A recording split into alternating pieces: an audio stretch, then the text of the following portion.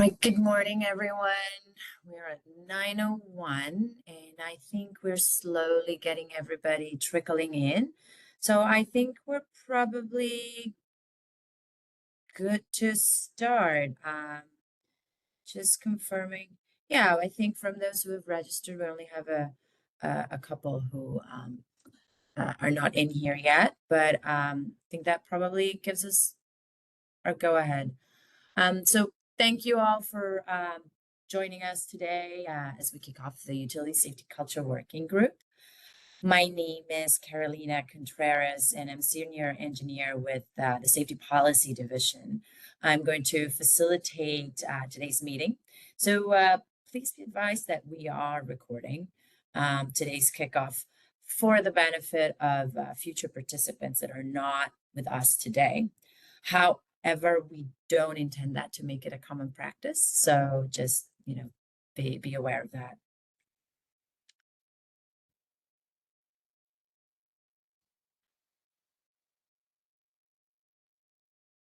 Okay, so as many of you are aware, at the beginning of the year, the Commission issued Decision 2501-031, which addressed Phase 1 of the Commission's rulemaking to develop safety culture assessments for the electric and gas utilities. Phase 1 addressed assessments for large investor-owned utilities, specifically PG&E, Southern California Edison, San Diego Gas and Electric, and SoCal Gas. The decision adopted a safety culture assessment framework. It adopted definitions for use with the framework, compliance requirements, a schedule for assessments, and a set of goals and principles to guide the engagement. With ordering paragraph 7, which you're seeing on the slide, the Commission also ordered the Safety Policy Division to establish a utility safety culture working group, essentially to help advance safety culture and identify improvements to the framework. The group must be established by July 15, 2025, which is 180 days after the issuance of the decision, which is the reason why we are all here today to kick off the working group formally.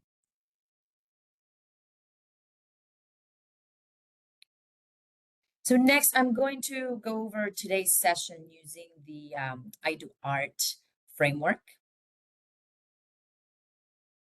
This is something that SoCal Gas and SPD learned from the team that conducted SoCal Gas's assessments, and we just find it a good framework to introduce what we're going to be doing for the day. So the intent for today's session is to formally establish the Utility Safety Culture Working Group that's required by the decision and set the tone for that engagement. Through this kickoff, we intend to set expectations for the working group, engagement, and the effort. This includes clarifying objectives, for example, like the expected outcomes of the work ahead, define roles and responsibilities, and set expectations for timelines and potential deliverables. We also expect to establish common understanding for approaching safety culture and generally foster engagement in a more collaborative environment with a shared sense of purpose, which might be a little bit different from the typical engagements that we hold at the Commission. So let's take a look at the agenda. Before moving on to our first presentation, we'll do a brief login exercise to engage everybody participating today. It's basically to help you engage being present. Then we'll have a presentation by Dr. Fleming on safety culture and why it's different.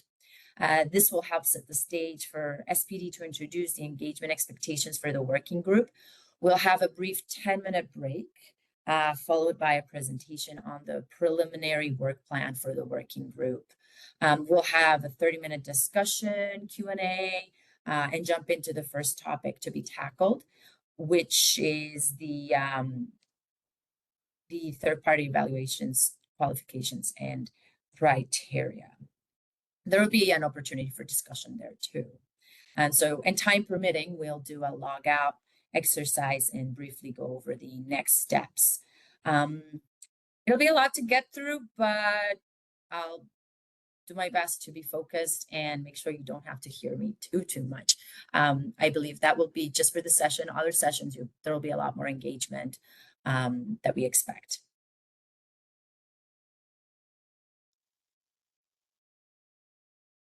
Okay, so back to our I Do Art framework. For today's housekeeping, make sure that you guys are all on mute when not talking. We also want to engage with you, so ask your questions using the chat during the presentations. There will be somebody monitoring it. Also in the discussions, just raise your hand. We want you to be active participants, so we encourage you to contribute during the discussion portions. We'll share follow-up actions. And finally, we ask that if it's at all possible for you, we know that this can't always happen, that you turn your camera on for the discussion session. So, just if you can, that would be great.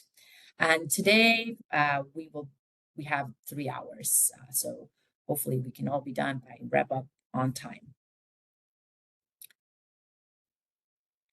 Okay, and I will now hand it over to SoCalGas, who's going to help us with the login exercise.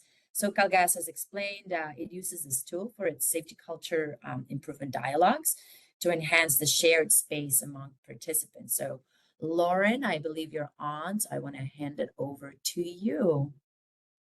Thank you. Excuse me. Thank you, Carolina.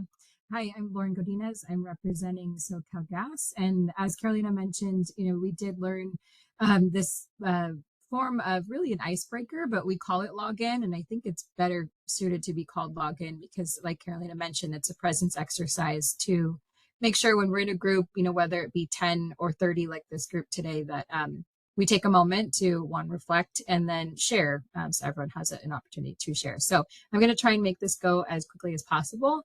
It says here, no long stories, a short one sentence, but the login prompt for today is, why are you here?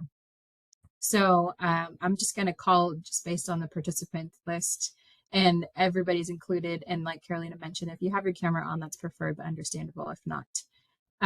Okay, so we'll start with CPC IT, Joe. Why are you here? And if you could say your name and who you're representing, and then answer the prompt, please. Hey, good morning. I'm just shadowing the meeting as a favor to Carolina. Thanks, Joe. Carolina?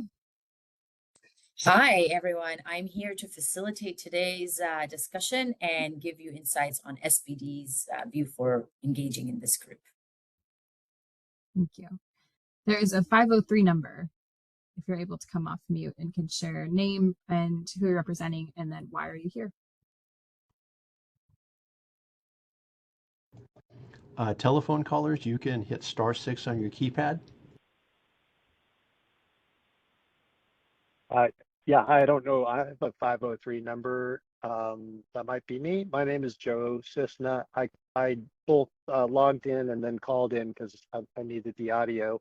So you might see two. I don't have two reasons why I'm here, so I'll just tell you the one.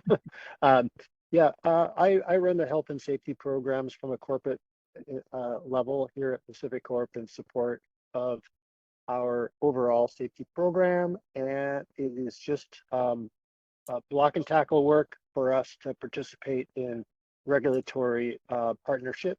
And I'm just looking to see how this particular effort fleshes out, sort of monitoring it a little bit warily, I will just be candid, but also just to make sure that we find a way to make what we're doing here jive with our safety culture efforts as a whole in the company. Thank you. Thank you. Right, how about the 916 number? And that might be another duplicate, so I'll keep an eye out. Could be Ken, maybe. If you're calling in from a 916 number. Lauren, we may want to jump to the names. Oh, they're talking. Hi, good morning. This is Jed Gibson. I'm outside counsel for the small and multi-jurisdictional utilities. So just monitoring to see how this develops because phase two obviously is focused on the small and multi-jurisdictional. Great. Thank you. Aaron Shapiro. Hello, I'm here on behalf of PG&E and just looking to, keep partnering on safety culture and keep learning. Thank you. Amanda Pagel.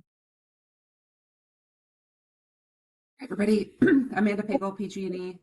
I'm here today to, I'm excited that this working group is kicking off. I'm here to learn from the folks on the phone and improve, safety culture across California. Thanks. Thank you. Amanda Asadi. Hi, I'm Amanda Asadi from Cal Advocates at the CPUC, and I just want to see what everyone has to say and just continue learning more about safety and safety culture and be a part of this. Thank you. Thank you. Sab.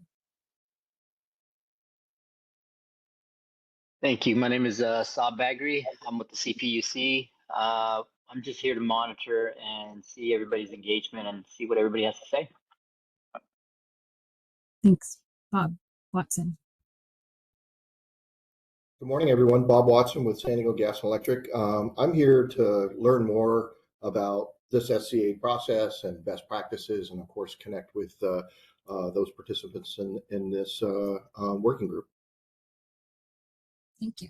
Mina. Good morning, everyone. This is Mina Botros. I'm with Cal Advocates. I'm here to learn more about the challenges and how we can understand those challenges and for small utilities and work better together to improve safety for Californians. Thank you. Cedric.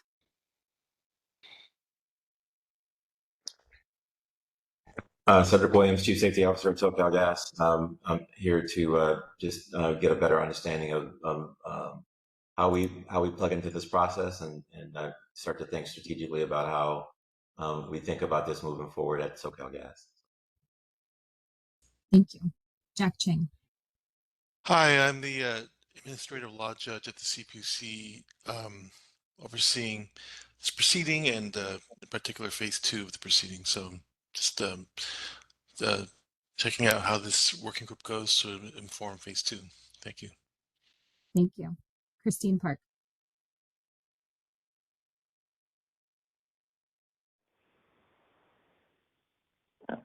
Sorry, did I get the mute? Hi, Christine Park. I am here for PG&E. I am the regulatory case manager, and I echo everyone's comments before me. Looking forward to the collaboration. Thank you. Ed Sue.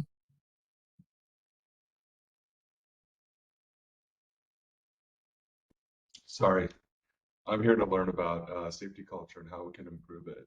I'm senior counsel at SoCalGas. Thank you. Thank you. Elizabeth. Good morning. I'm Elizabeth Peters. I manage the safety management system for SDG&E, and I'm here to help learn and share and prepare SDG&E for its first safety culture assessment under this new framework next year. Thank you. Corwin. Good morning, everyone. I'm Corwin Hockema, and I've been representing Cal Advocates on this proceeding since 2021. And I'm excited to see how some questions and some high-level ideas are becoming tangible, and I hope they start yielding results for utility safety culture in the near future. And just excited to see how that process is becoming real. Thank you. Jeff Linham. Hi, everybody.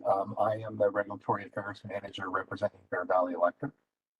Safety is critical for us, and we want to learn. So. Thank you. Jeff Salzer. Good morning. Jeff Salazar, SoCalGas. I've been involved in our safety culture investigations and assessments and processes over the last 6 years. So look forward to collaborating with others and trying to share our experiences and related to safety culture. And that's all. Thank you. Thank you. Jen Garlock? Hi, Jen Garlock. I represent Central Valley Gas Storage, a party to phase 2 of this proceeding. And I'm here to understand how the commission and the parties are thinking about safety culture and how to best assess safety culture. Thank you. John Perotti?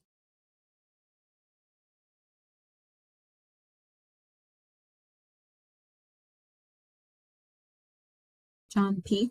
Hopefully I butchered that last name. Sorry about that. If not, we'll skip to Matthew Carl. Good morning, I'm Matthew Carley. I'm with the Cal Advocates, the safety branch. Here to listen and learn, represent the ratepayers. Thanks.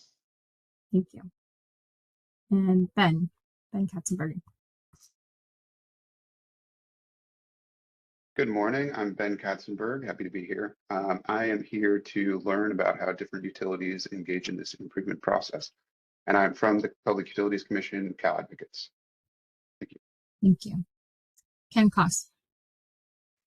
Hi, Ken Koss. I'm with the Public Utilities Commission, the same unit with Carolina and Saab. And the name of our section is actually Safety, Culture, and Governance. So this is our core mission, and looking forward to what we're going to learn today. Thank you. Lauren Sabin. Yes, good morning, everyone. I'm here on behalf of Energy Safety, and we're here to support collaborative efforts between our two safety culture assessment processes, share insights, and then work together on how we can, as a group, collectively further safety culture. Thank you. Mandy. Good morning, Mandy Knockert with PG&E's Regulatory Affairs team, and I am here to learn. Thank you. Mark Fleming. My name is Mark Fleming. I'm a faculty member at St. Mary's University in Halifax, Nova Scotia. I've been working in safety culture for over 30 years, and I'm here to share some of the lessons I've learned over that time and answer any questions people have about research around safety culture and safety culture improvement. Thank you. Mark Wenzel. Hi, good morning. My name is Mark Wenzel. I'm with the Wildfire Safety Advisory Board branch of Energy Safety. One of the statutory responsibilities of the board is to provide advice to energy safety on safety culture assessment. So I'm here to learn and to understand the context better, so to improve the board's recommendations. Thank you. Melvin Brown. Good morning, everyone. My name is Melvin Brown. I represent Southern California Edison. I lead our safety strategy and transformation efforts here at Edison. And reason for being here today really is to collaborate and build in a framework that fosters trust, that fosters learning as we collectively improve not only our safety cultures, but safety performance as well. Thank you. Sutton Payne. Morning, everyone. I'm Sutton Payne with Energy Safety. Here to collaborate with everyone, learn more about the CPUC's safety culture process and how we can learn from that over at Energy Safety. So excited. Thank you. Ted Howard. Hi, Ted Howard from Small Business Utility Advocates. I'm here to learn about how to best achieve safety culture improvements, and my particular focus is small and diverse businesses. Thanks. Thank you. Tony Marino. Hi, I'm Tony Marino, Deputy Director over Electric at Energy Safety. I'm here to demonstrate the importance of this effort to energy safety, our commitment to collaboration in this process, and what I hope to get out of it is to understand what other resources or expertise we have in energy safety that might be good to put towards this effort as well. Thank you. Richard White. Yeah, hi, Rich White from the CPUC Safety Culture and Governance Group. And like many people, I'm just here to monitor and see how people engage and see how this working group develops. Thank you. Thank you. Okay. I think that's everyone. I really appreciate it. And we'll continue using this login as a tool. The questions will change, maybe even get slightly more personal to hopefully continue to create that shared space. And in terms of why I feel I'm here, I kind of want to echo what Melvin said. I think building that trust will be important as we move along in this process of building out the safety culture assessment frameworks for the large utilities and then eventually the small utilities as well. So thank you. Caroline, I'll pass it back to you. Thanks, Lauren, and thank you everyone for sharing. I appreciate your patience. I know this is different and new, and there's a lot of you on the call, but we're still on time. So I appreciate it, and I really enjoyed understanding all of your views about why you're here. So we're moving on. We will actually now hear from Dr. Mark Fleming on what safety culture is and why it is different. This is more of an educational piece so that we can start building our shared understanding about safety culture and also help those who are here today understand where we were coming from in developing the rules of engagement that we shared with some of with the distribution list yesterday. Some of you might be familiar with the material, whether from attending the Energy Safety CPUC alignment workshop a few weeks ago, or from other engagements, but there are new faces and hearing a lot of the small utilities here. So the repetition might be helpful to put in context how we approach the engagement expectations. So handing it over to you, Dr. Fleming. Thanks, Carolina. I'm going to try and share my, Let me just let you share there. There we go.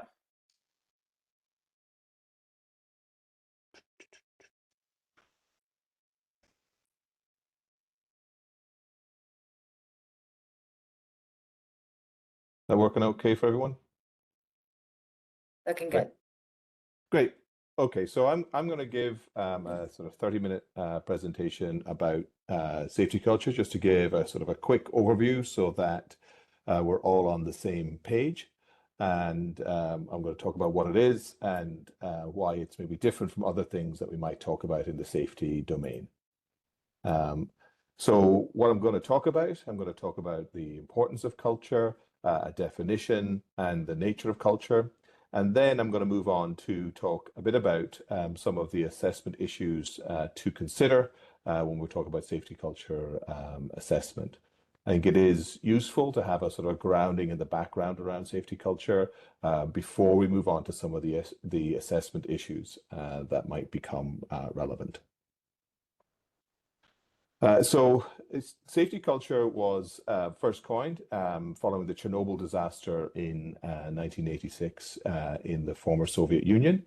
And the reason that the term was created was, to a certain extent, the Chernobyl disaster was the first wholly man-made disaster, in the sense that there wasn't bad weather, there wasn't some other event that occurred.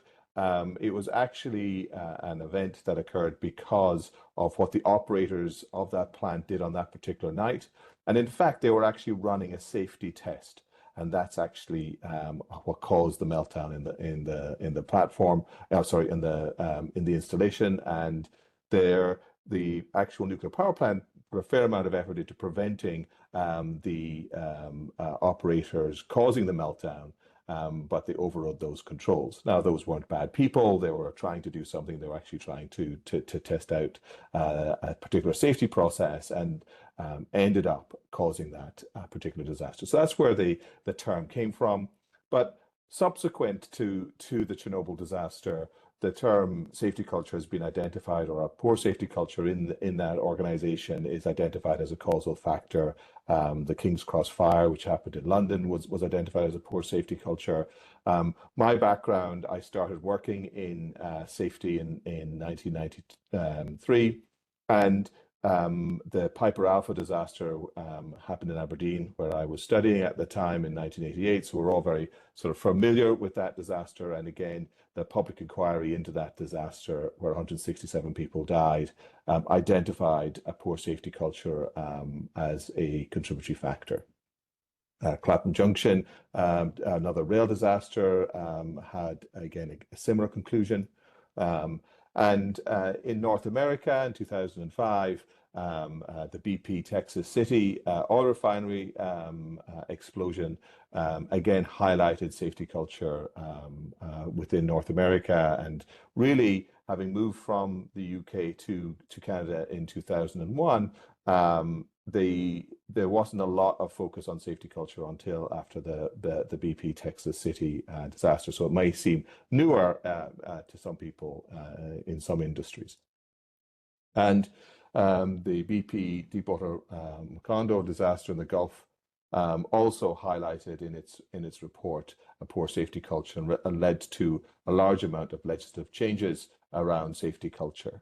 And again, in California, the San Bruno disaster also highlighted safety culture as something that was important and put focus on the creation actually of this aspect of the CPUC to promote a positive safety culture. So really, the reason I'm bringing up all of these disasters is to highlight to you that culture, when we do a thorough analysis of a major event, we often identify safety culture as a contributory factor, and therefore there's a lot of interest and focus on ensuring that we have positive safety culture to minimize the risk of these events occurring in the future. So we want to learn those lessons, and safety culture is one of those lessons that we're trying to learn and trying to promote.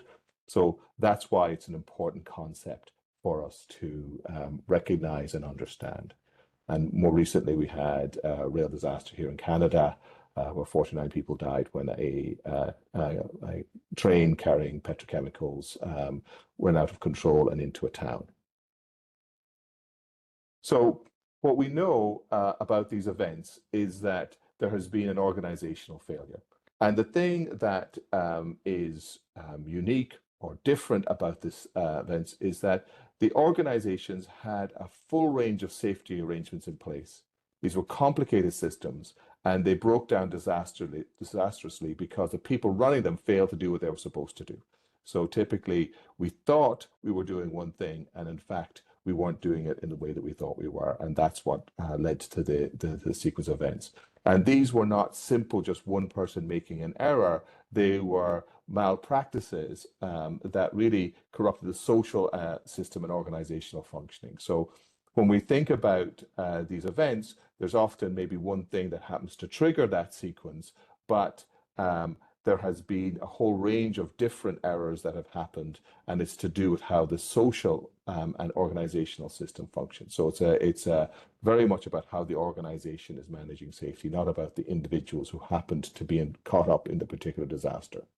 Different people would have done the same things in that context, and that's why it's much more at an organizational level that we need to focus our attention. And that's where safety culture becomes quite a useful concept to look at those things.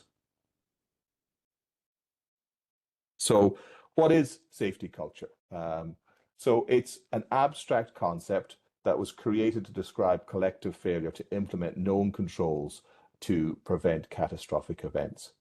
So that's really what we've created the term safety culture to describe. So it's a term we've created to describe something that we observe in the world. It's a concept that we have created to be able to explain a phenomena that we see, that companies and organizations who often, typically before the event, believe that they are safe, and they believe they're doing all the things that they should be doing to manage the hazards that are present within their business, but yet they fail. Typically in these organizations, safety was a top priority for that organization, and yet they still failed. It is a particularly useful concept to understand low probability, high consequence events, so disasters and fatalities. So it helps us look at things that are pretty unlikely to happen, that we don't have good intelligence into how likely they are to occur. So it's really helpful to think about these types of disasters. And I think what's important to capture about safety culture is it's quite a different way of thinking about safety. So often within safety, we have a lot of very useful tools to help us think about safety and help us manage hazards. And those are really useful, but they often tend to be relatively linear and also rely on people going through things in a particular sequence of events. And culture helps us look at things from a different perspective and look at safety from a different angle, which gives us different insights into what could go wrong and why and how we might manage that. It's a way of seeing different safety threats rather than the physical hazard. So it's a different way of looking at things. It takes a different perspective and viewpoint, and that's an important thing to recognize. So there are a range of definitions of safety culture out there, but there are some sort of key elements that come through. So safety culture is something that is shared. It's about values, attitudes, and behavior, but it's something we share as a group. So it's not correct to say an individual has a poor safety culture, because it's a group phenomena. It's something that comes from something that we share together and we interact together and believe together. It determines the effectiveness of safety management. And that's quite a bold statement. And really what we mean there is we can have a program that we write down on paper that says this is the way we're going to do a particular set of tasks. This is how we're going to manage this hazard. This is how we're going to inspect pipelines. This is how we're going to do wildfire safety. But it doesn't actually do anything unless you bring it to life and put it into practice.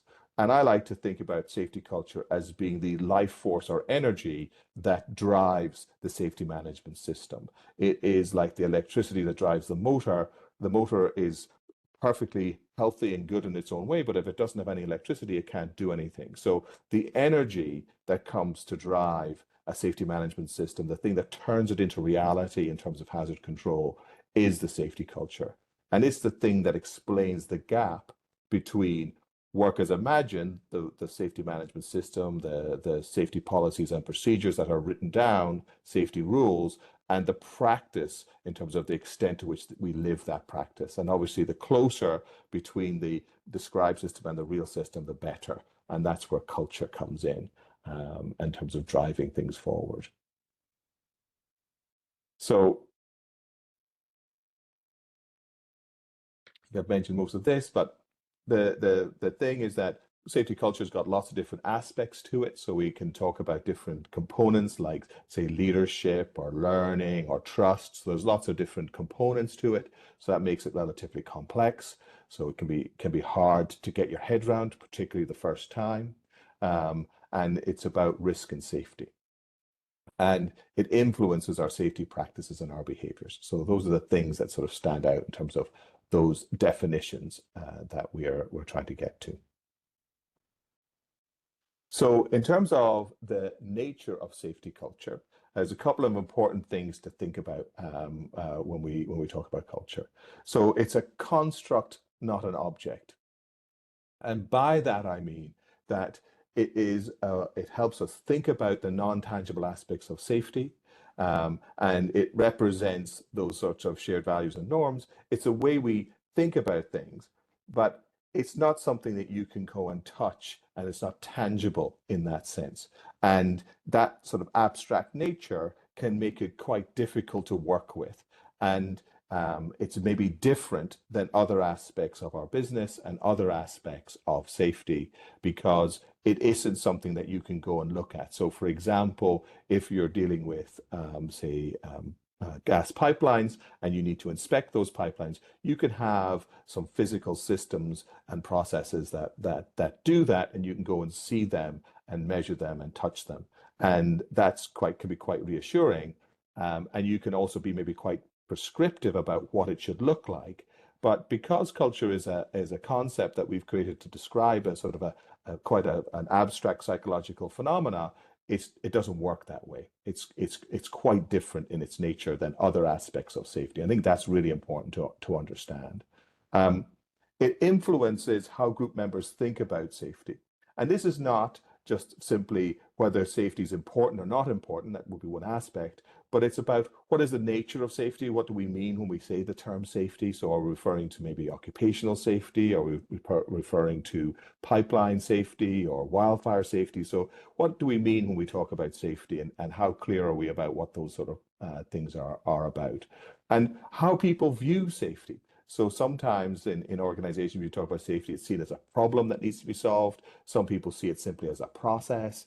Other companies would argue that safety is a business driver, as a way that makes them unique and makes them successful. So how people talk about safety, how people think about it, is quite important in terms of how they manage the hazards.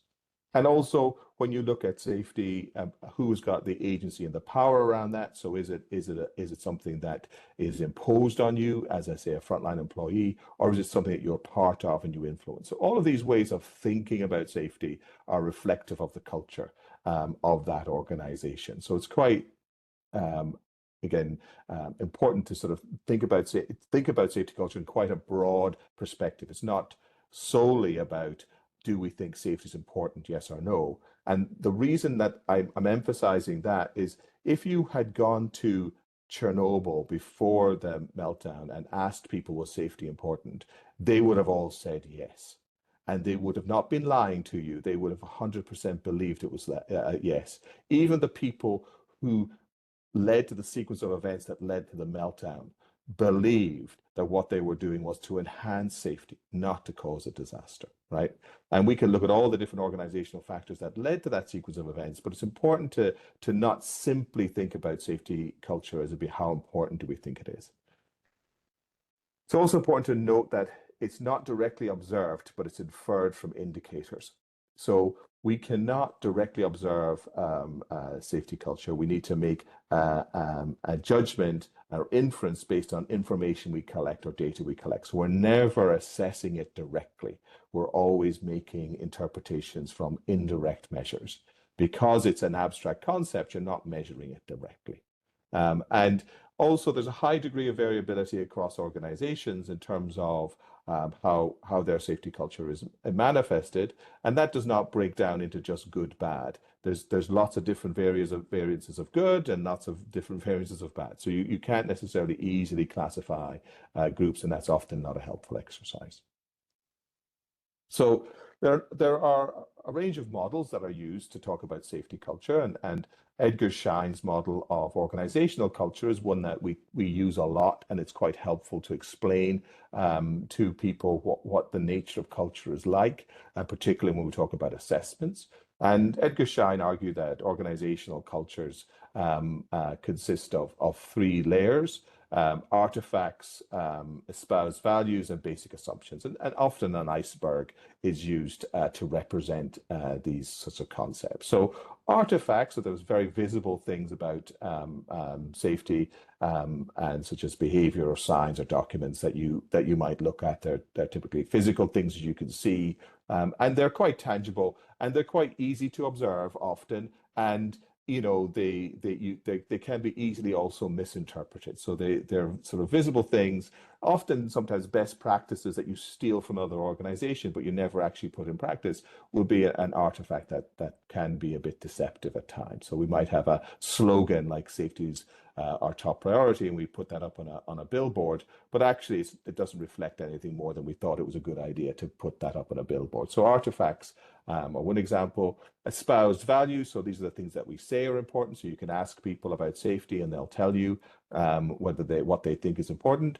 Some of those things often reflect reality. Sometimes it's what we have to say, it's an appropriate thing to say. So as an example, it'd be very unlikely for a senior leader to turn up at a meeting and say, "We don't care about safety, safety is not a priority for us," because that would not be socially acceptable, and therefore people say things, their espoused values often don't necessarily always match with their practice.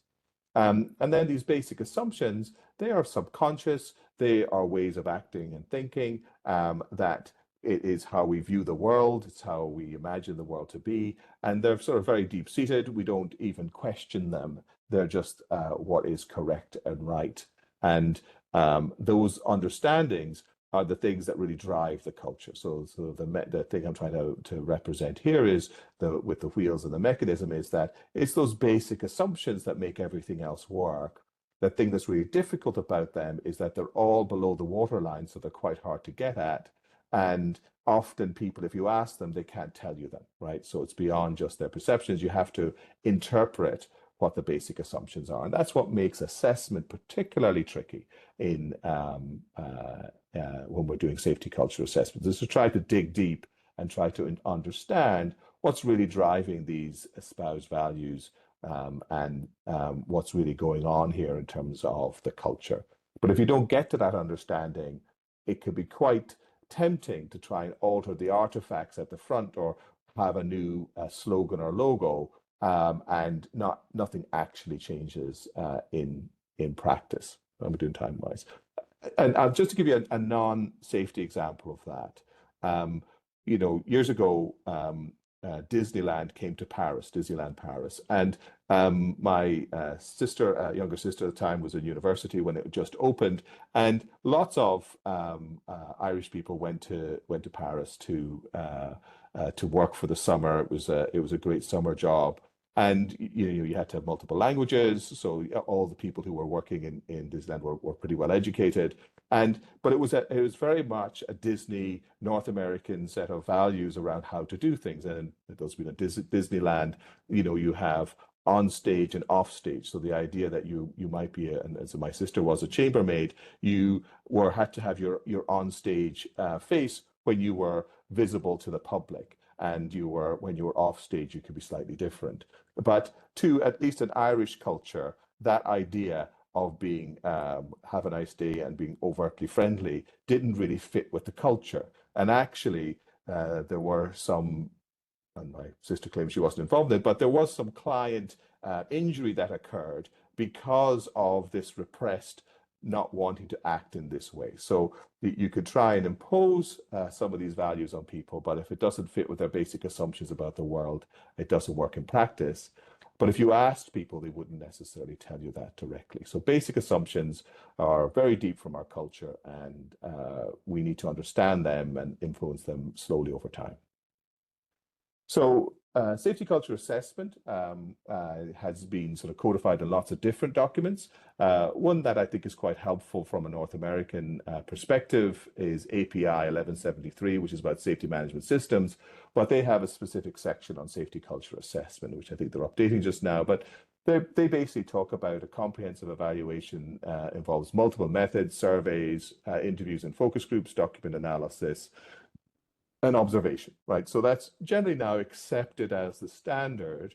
And there's a little bit of confusion, and I'm going to try to clarify that, between comprehensive and multi-method. So often when people talk about comprehensive evaluations, they confuse it with just saying we have to use multiple methods. You could use multiple methods and still not do a comprehensive assessment, right? So a comprehensive assessment does require multiple methods, but it is still possible to use all those methods and still not do a comprehensive assessment. And I'm going to try to illustrate that just now. But there are a number of challenges in doing safety culture assessments and safety culture improvement based on assessment results, which I think is quite important to note. So the challenge is, firstly, it's an abstract construct that cannot be measured. It's inferred from its indicators. So I'm just going to repeat that because that is a really key point that I want everyone to go away with, that you aren't actually measuring it at all. Even if you're assessing it, you're making some judgments and based on interpretation, right? So there's a lot of interpretation involved in this process. It's also very easy to misinterpret or misrepresent data out of context, out of a report. So you might have a survey result where 75% either agree or strongly agree that leaders are committed to safety. Well, that can be misrepresented, I would say, as 25% of managers are not committed to safety. That's not what that survey item is detecting. And it's definitely not a correct representation of the results. But I have seen people take a result like that out of context and say, you know, a quarter of managers don't care about safety. First of all, we weren't measuring whether the managers cared or not. What we were measuring was employees' perceptions of their leaders, and 75% of them agreed with that, which is a pretty high level of agreement. A certain proportion will have neither agreed nor disagreed, and a very small proportion, probably less than 10%, will have disagreed with that statement. Now, that's an interesting thing to know, but it does not mean that it's not telling you anything about the extent to which managers are actually committed. It's just telling you the extent to which employees perceive them to be committed. And that is important, and it's often misrepresented in terms of how people present the results. So easy to misinterpret these results if you're not very careful with your language. Perceptions are not facts, so they require interpretation. So if I report that I perceive I'm under work pressure, that does not necessarily mean I have, or if I receive that I don't have enough resources, it doesn't mean I don't have enough resources. It's important that that we understand why I perceive that, but we often confuse perceptions with facts, and that's not the purpose. The purpose is to gain insight into the employee's perceptions around safety, because that helps us improve, but it's not necessarily the same as if someone perceives something that's actually correct. Right. So people get very upset about that. And I think it's important to recognize that that's well, I don't think it's a limitation of an assessment. I think it's just a challenge that sometimes people can misunderstand the results that are being provided. One of the things that we try to use, the purpose of these assessments, is to help organizations improve. To be able to help them improve, we need to adopt what we call, from Edgar Schein's work, humble inquiry. And that requires openness and self-criticism. So when you get a result that might be people perceive something in a way that you don't think is maybe correct, you need to look at that and be self-critical and say, oh, I wonder why that's true. I wonder why employees experience that perception of pressure. What is it that we are doing as a leadership team to give that impression? And the risk a little bit of being open in a humble inquiry sense, again, is if it's taken out of context, it could be used against you. So being open about how this could be true can be used against you. And sometimes organizations can become quite defensive and legalistic in this approach, and that really limits improvement. And that tends to happen where it's not a safe space, where they feel any admission of a weakness or a concern is going to be used against them at a later date, or make them impact their social status in some changes, in some context. Also, one of the problems that we run into a little bit in this space is that there's lots of different approaches that are out there in the marketplace, and some of them have got seriously questionable validity. So they're not measuring anything, they're not giving you any insight into anything, and that can be a problem. So just a brief bit of relief for you from listening to me. Here's a bit of a photograph from Paris. I was going to do it as a quiz, but I'll give you the answer. What is the height of the Eiffel Tower? Well, it's actually 320.75 meters, plus or minus 15 centimeters, depending on the temperature. So if it's warmer, it's taller. If it's colder, it's shorter. So that is a very precise number when we can measure the height of the Eiffel Tower. How much fun are we having? Well, on an average rating of 7.25 on a 10.5 scale, right? So we've got 7.25 is our average rating between the two of us for this particular at the top of the Eiffel Tower. The reason I'm showing you this is to highlight that the 320.75 meters is a very different type of number than 7.25. And although they are both numerical, and many people who are involved in safety critical industries have an accounting or a finance or an engineering background, and they treat numbers very differently than psychologists treat them, they can easily become confused with the precision of those numbers, right? They feel that the 7.25 is in some way precise, particularly when we put it into 2 decimal points, which we often do, and that's telling us something. But actually, if the number was 8 or the number was, 7.5, really we're talking about the same thing. There's so much error in terms of that data. Those numbers are not precise. Now, it can be useful to put a number on someone's perception, but one needs to be very, very cautious that you don't view those numbers as something that's exact in the same way as most measurement that's used in a technical context is. These are psychological numbers, not numbers that are the same in your context. And I think psychologists have some insecurity about the extent to which they're scientists, and often we overplay the sort of precision of what we do, when really these are not the same types of numbers at all. So many organizations do what we would call perception-led assessments, and they use multiple methods. but they're not the same as a comprehensive assessment. They tend to be very much driven by perceptions. They tend to focus a lot on the sort of numerical outcomes and maybe explaining them rather than trying to gain insight into that sort of assessment. And they tend not to get into the basic assumptions that we talk about. I talked about earlier. And if we're talking about a comprehensive assessment, it again has those multiple methods that I talked about earlier, but it doesn't use them in that way. It takes them and analyzes them separately. So all of the methods are analyzed separately. So observation, document analysis, focus intergroups, and surveys are all analyzed separately. And then they are pulled together once they've been analyzed by a group of people, and that group of people interpret their results to identify overarching themes. So it's the big thing that makes a comprehensive assessment different from, say, a perception-led one or other types of assessment is the interpretation that's required. So an expert group of people looks at all the results from the different methods and identifies those overarching themes, which they draw out of the data, right? So there's a lot of interpretation, and it's grounded in the data, but it's very much about taking all of this together, looking at differences between things and having this overarching interpretation.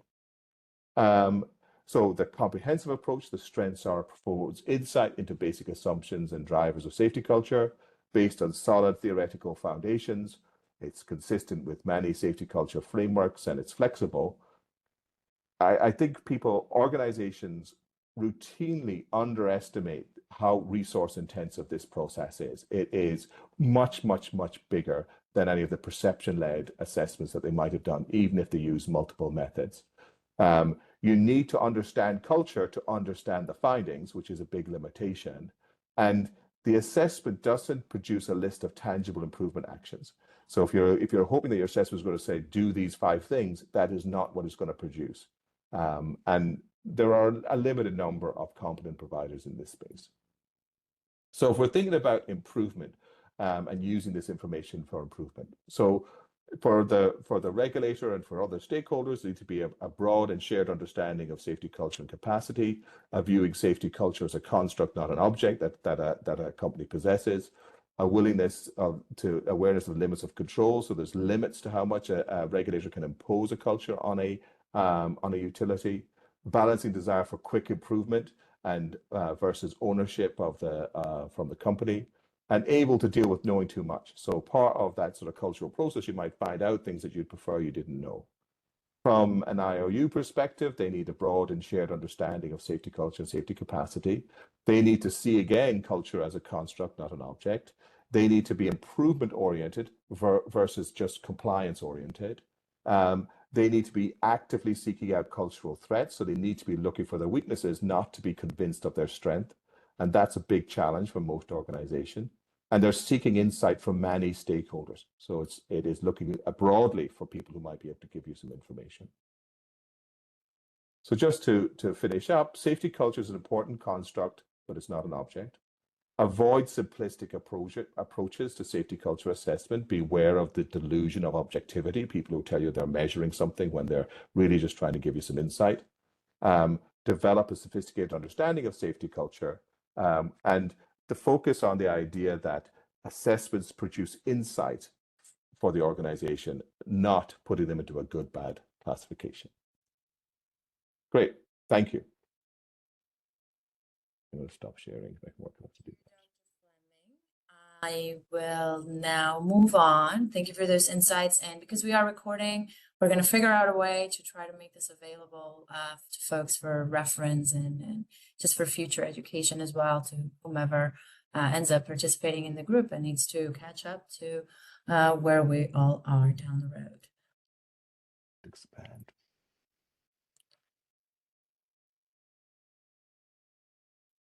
I'll wait for you, Mark, to... I know, I'm trying to do that. It's okay. Without any success, I can't find it. That's okay. Well, let me see if I can share on top of your PowerPoint. Oh, got it. Sorry.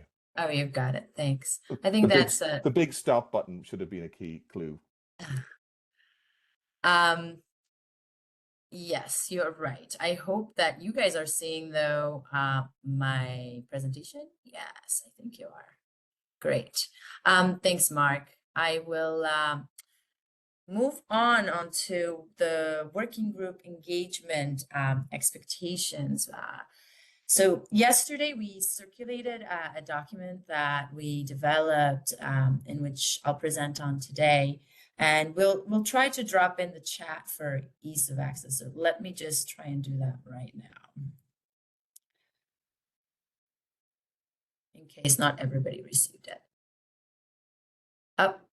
It does not let me upload attachments. Okay. I will just, if any of you did not receive this document, just please make sure you connect with me and let me know, and I'll make sure I get this document out to you. And then maybe later I'm going to be able to figure out how to upload this document for everybody to have.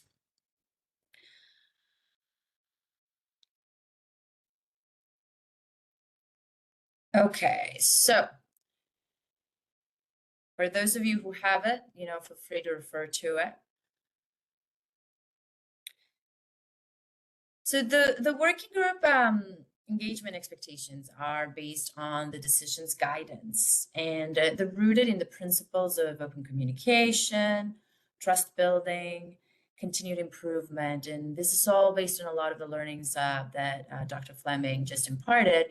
And a lot of that information was actually also shared in there was an informational workshop conducted in the first phase of the proceeding, very early on, so several years ago. That recording is also available. And there was the subject matter experts shared their insights on engaging in with safety culture and fostering improvement. And that was a common theme. There was the open communication, trust building, and the need to have organizations have ownership of their improvements. So keeping those aspects in mind, we developed the expectations that were shared with you. So the purpose of the working group is to promote collaboration and learning among the regulated utilities, the CPUC, energy safety, and other interested parties. Our main focus is on improving and implementing the safety culture assessment framework that was adopted in Decision 25-01-031. Importantly, this group is guided by non-punitive, collaborative, and learning-focused principles, which are in alignment with the goals and the principles adopted by the decision as well. And we'll go over those briefly. So how will we achieve our goals? We intend to do so by creating this forum for dialogue, essentially. And this dialogue is intended to support implementation of the safety culture assessment framework, build shared understanding of safety culture and concepts, improve the assessment process, foster constructive discussions and assessment results. And we heard from Dr. Fleming, how this is pretty critical, just based on how results can be misinterpreted. Building this shared understanding will be important for us to have meaningful discussions around the results, and promote knowledge sharing and the development of tools and resources to further improve and influence industry's safety culture. The participants to the working group can expect to engage, through educational sessions.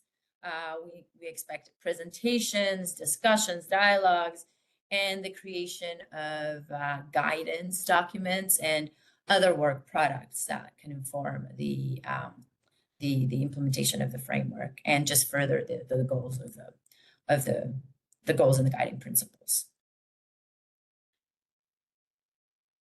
So the commission adopted a set of goals and principles alongside the framework, which will guide this engagement. So they are very important for this particular group. The 5 key areas of focus underscore embedding safety as a core value beyond compliance. Again, you heard Dr. Fleming sort of highlight the importance of this. The idea here is for the working group to take an approach that can positively influence the compliance mentality that might exist within the industry, and even within other stakeholders or regulators and whatnot. Fostering collaboration to better identify and manage risks. So this entails open communication so that issues can be proactively known and addressed. Again, this is about feeling safe to share errors and not be judged by them, or not fear that there will be negative consequences from that, so that these risks can be proactively identified. Integrating operational safety into safety culture to prevent catastrophic events. Again, this ties back to what Dr. Fleming presented on. It supports the need to increase the focus on preventing those major incidents, like those low probability, high consequence events like San Bruno or the Paradise Fires, which go beyond just occupational safety hazards. Adopting a systemic approach. So a systemic approach to safety culture means understanding and improving safety culture by considering the whole organization as an interconnected system, rather than focusing on individual behavior or isolated events or a checklist of improvements that will not address the systemic underlying issues that are influencing those behaviors. And developing tools to monitor and assess culture as we move on. Hopefully we can progress into developing tools that can assist both the utilities, the regulator, and those stakeholders involved in this process to assess, monitor, and improve safety culture. The key principles guiding this engagement, these emphasize one, fostering a shared understanding of safety culture across all stakeholders. It's a little bit of what we're trying to do today. This will be necessary to ensure that everyone is talking the same language and uses the same concepts. This will align the group for our discussions further on, especially as we start talking about assessment results.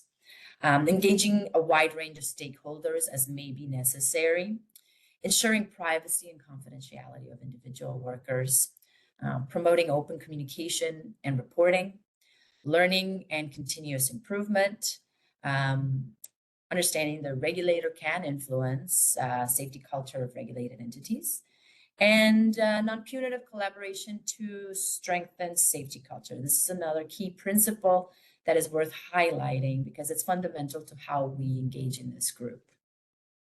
And finally, and you've heard this as well from Dr. Fleming's presentation, the IOUs have full ownership and responsibility for their safety culture. This begs the question of what can we do to encourage ownership in the group? And what we've been hearing is, the avoidance of the prescriptive approach of telling what to do and the utilities complying, which again sort of can end up in that cycle of compliance mentality.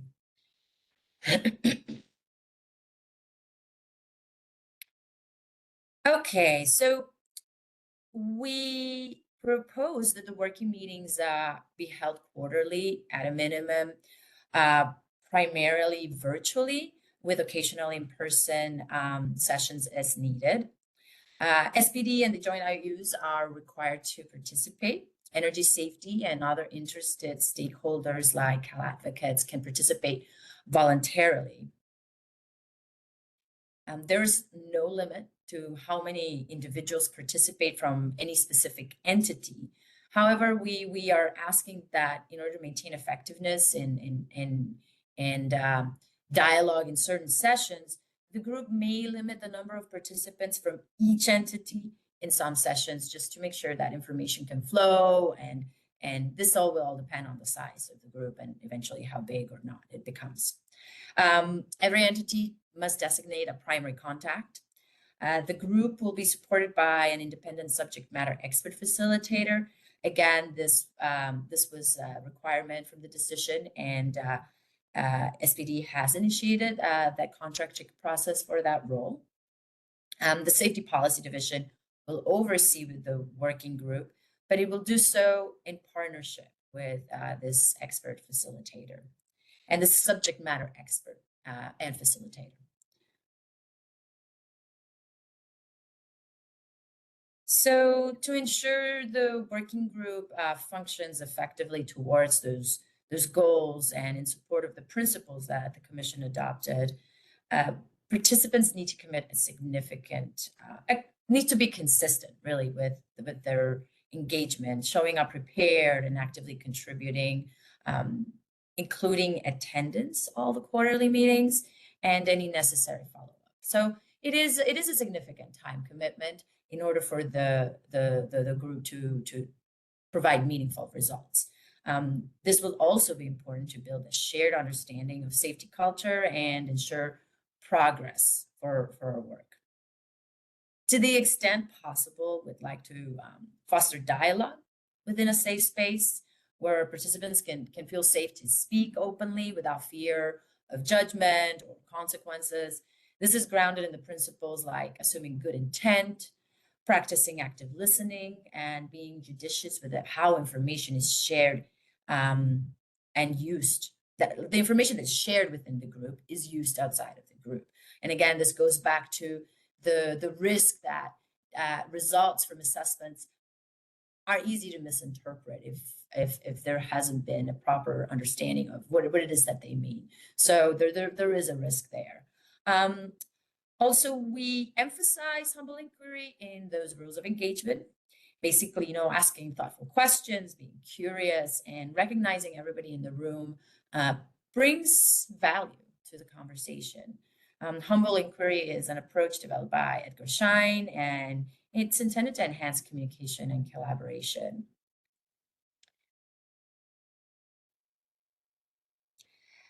So basically, in short, before I move on from this communication concept, we really are just aiming for curiosity over judgment and collaboration over conflict, but we still want to make sure we foster honesty so that the opinions and the perspectives are honest and genuine, even if they might be challenging to hear.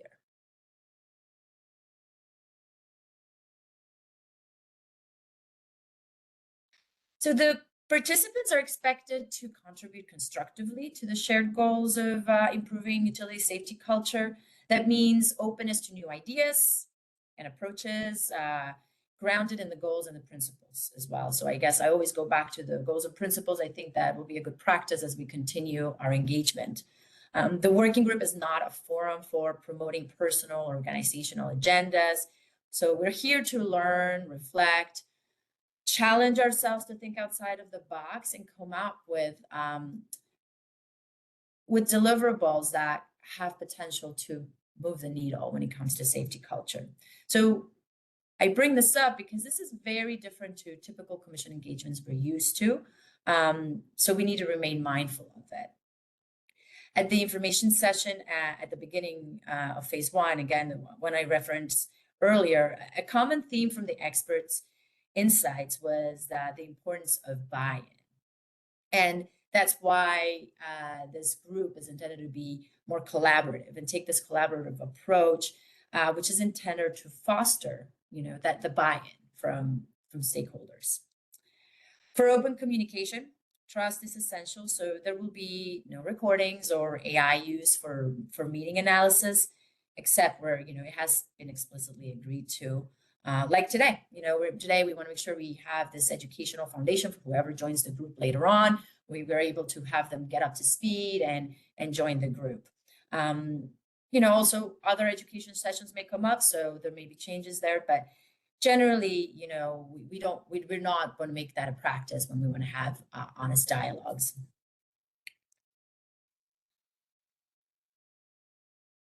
Fundamentally, then, open communication and collaboration is key. Participants are welcome and encouraged to meet between sessions and continue engagement.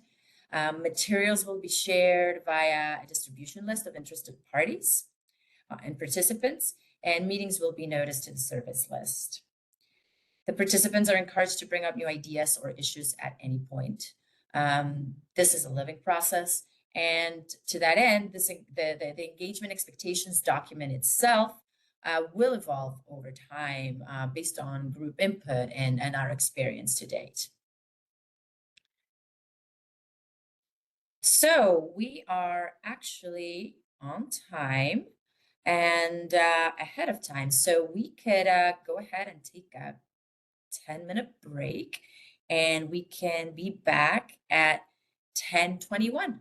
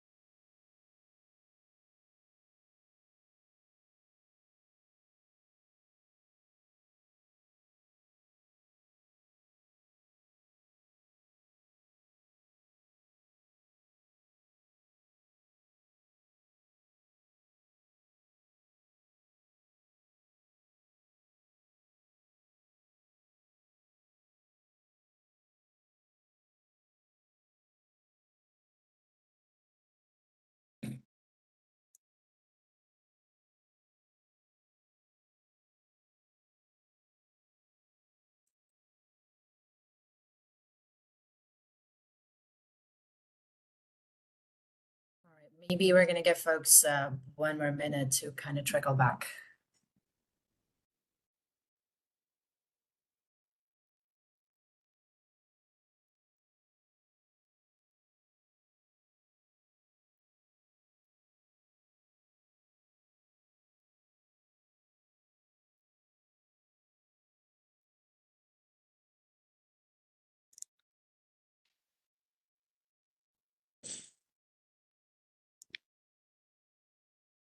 All right, everyone. I am not sure if most of you are back or not. Perhaps those who are back can do a quick camera check so that we know you're back and we can move on. Hi, Mina. Go ahead. You have a question? No, I just want to indicate I'm back. Oh, great. Thank you. All right. Appreciate that. I think most of you are coming back. All right. So with that, I guess let's move on. Okay. So this portion, we wanted to discuss the work plan.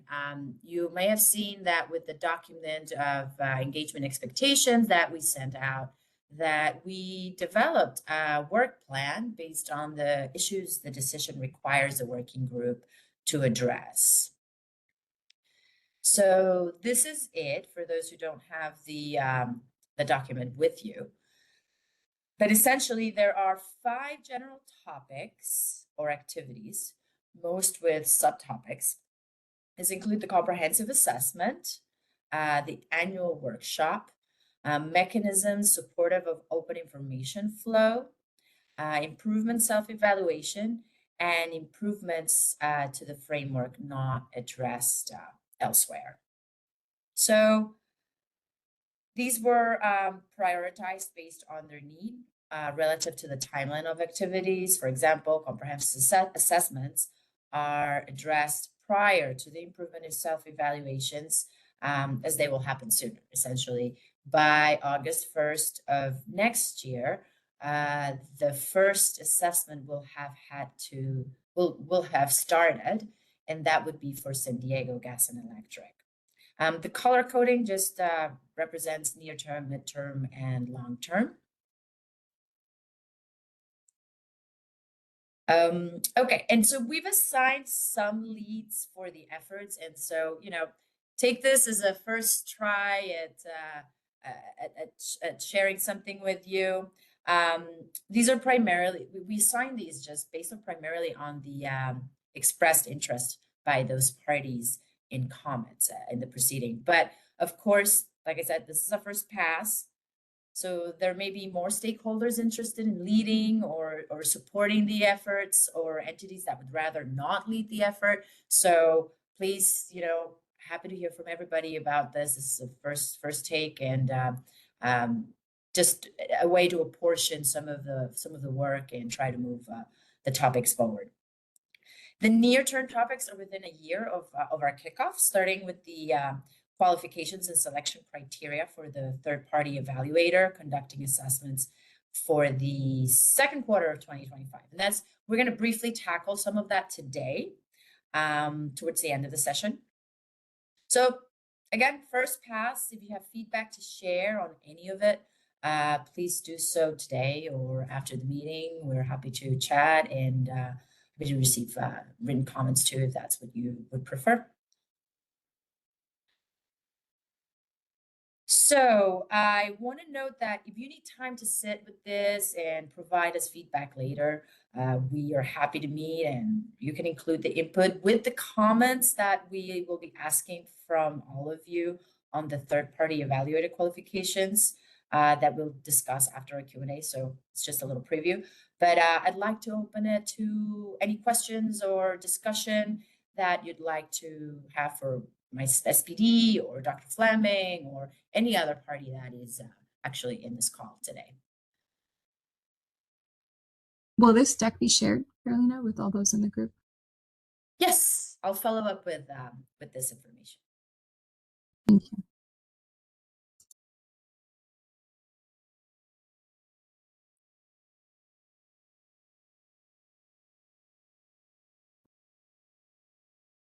Well, Carolina, not hearing any others, I just had one thing. I know that you and I discussed this briefly yesterday as well. This is Lauren Sabin from Energy Safety for the group. We've been completing safety culture assessments since 2021 on an annual basis. I'm currently in the process of completing our 2024 assessments. And I just wanted to offer to the group, if you find that it would be valuable, that we're more than happy to present on our overall process, any key findings that we've identified over the past several years, and meaningful progress that's been implemented by the electric corporations. So I'm happy to present on that in a future meeting, just to share those insights and information with the working group, just to help inform our broader SEA goals. So if the group feels that that would be valuable, and that would further kind of the development of a complementary and the layered approach that we talked about in our prior workshop around alignment between our two processes, I'm happy to present that again at a future meeting. Thanks, Lauren. And we're happy to throw that out to the group as well for interest. And perhaps we'll just do a little poll, maybe not right now on the chat, but I'll send that poll out later. But generally speaking, sounds like this could be useful in as we continue trying to integrate our assessments and reach alignment, generally speaking.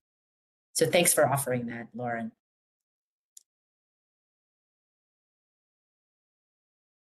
Oh, I see a hand.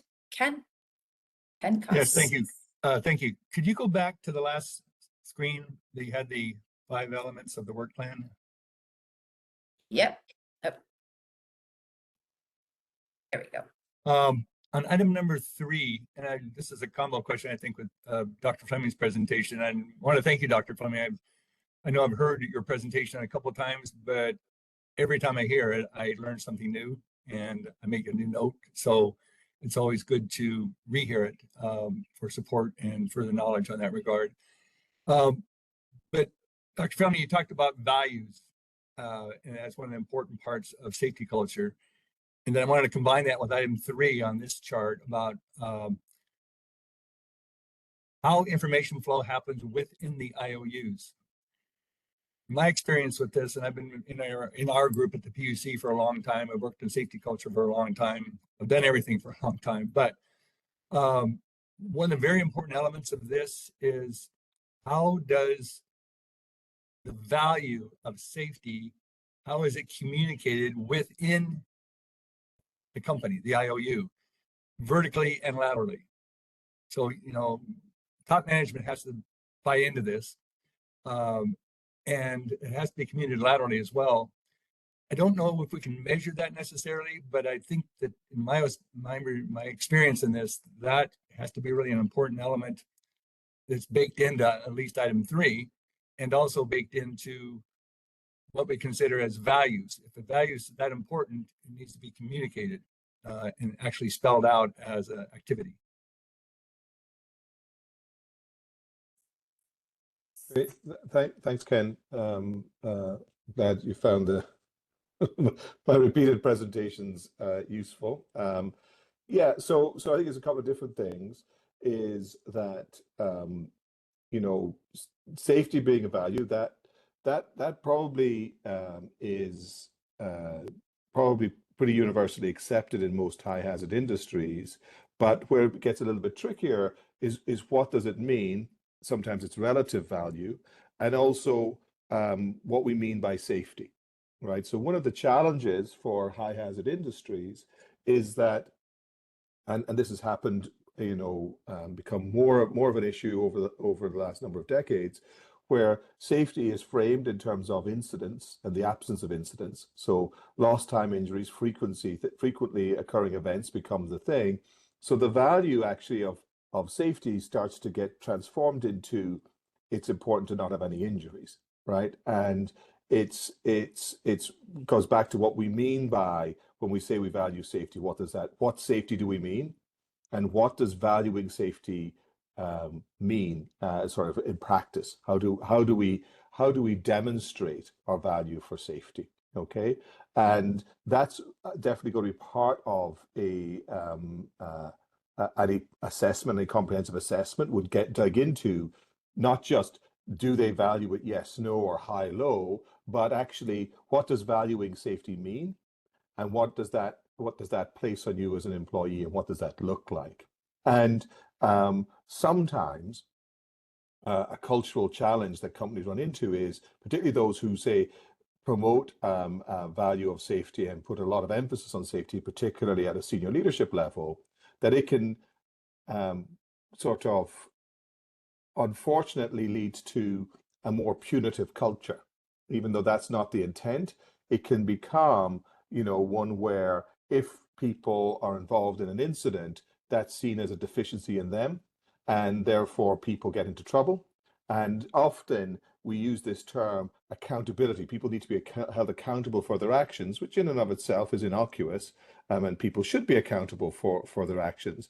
But often that transfers into, if you're involved in an incident, and particularly if the incident is serious, you're going to get fired, which then means that that's not a non-punitive reporting mechanism, if that makes sense. So again, it's not just what is the stated value, but how that value is lived, that you get the real richness and understanding of what's going on, if that answers your question, Ken. So definitely it's a really important part of an assessment, and it's a really important thing for an organization to understand. But what you're trying to tease out is not just that people say, yes, we value safety. That's definitely important, right? If you're getting a no on that, then that's going to be a problem. But if you're just because you get people, everyone agrees that we value safety around here, that doesn't mean that you've got a positive culture. Does that answer the question a little bit, Ken, or do you want to follow up? Yes, it does in a way. I just think that just going back to item 3 again, mechanisms supportive of open communication flow within the IOU. At the level that most of us work at, we're not at the executive suite of the IOU. However, that vertical communication within the company, to me, the whole idea of improving safety culture can't really improve that much unless the executive suite not just buys in, but leads in the effort. Yeah, and I think, again, if you go around and talk to, as I have over years, talk to senior leaders and executive suites in lots of different industries, and universally, they all think safety is really crucial and really important. Very rarely do you get someone who thinks this is really just a bit of a waste of time. It does happen, but in general, most of the leaders in these organizations are reasonable, normal people who want everyone to go home safely, and they don't want anything bad to happen. But where they run into a challenge is being able to explain that and how that value works out in practice for organizations, and particularly looking for those low probability, high consequence events can be a real challenge, right? Because we don't have good indicators of that often, and sometimes not necessarily as thoughtful about how their messages might be interpreted, right? So sometimes people take it quite literally. If I say it's important, therefore people must believe me, rather than, we are slightly more complicated humans than that, and we look for people's behavior. And sometimes senior leaders get it wrong by sending the wrong signals, or they prioritize the outcomes, like days without injury, rather than the process of achieving that. And those would be really important things. So that they value safety, I think, themselves personally in their hearts is probably not the issue.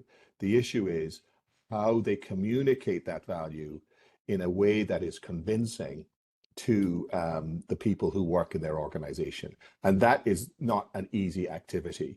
So if a senior leader turns up at an event and has a safety moment and says safety is our number one priority, that's really nice.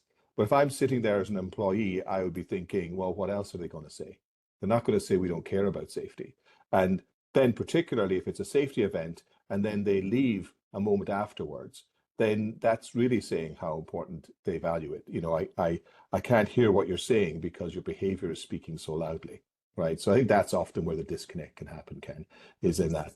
And cultural assessments are super helpful for senior leaders to get that feedback in a very untarnished way. When I worked as a consultant in the UK, I used to describe my job as breaking bad news to senior leaders. It wasn't that that information didn't exist in the organization before I turned up. It was just my job to tell them because no one else wanted to. So I think that's often one of the benefits of a safety culture assessment. Good. And thank you. Thank you, Mark and Ken.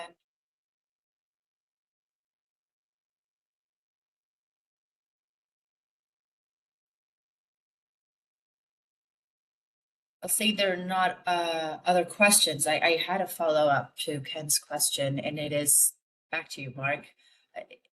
I'm curious if there's any, as we look to tackle the topic, the third topic, and then the confidentiality and non-punitive mechanisms, I'm curious if you have any advice or suggestions that you could share for the IOUs and this group, and how to tackle a topic and what we need to keep in mind when considering confidentiality and non-punitive mechanisms to be implemented in this process.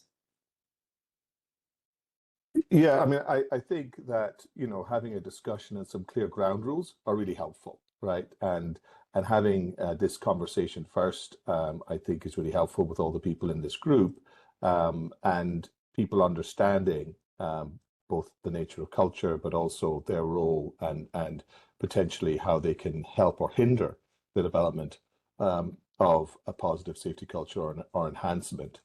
I think that the challenge sometimes about the sort of why non-punitive reporting or having a non-punitive culture or learning culture is tricky is that sometimes it doesn't maybe fit intuitively, and you need to have a particular framework or understanding that aligns with the non-punitive culture. So if your view of the world, which again is very culturally driven, if your view of the world is bad people do bad things, then you're going to have a punitive culture.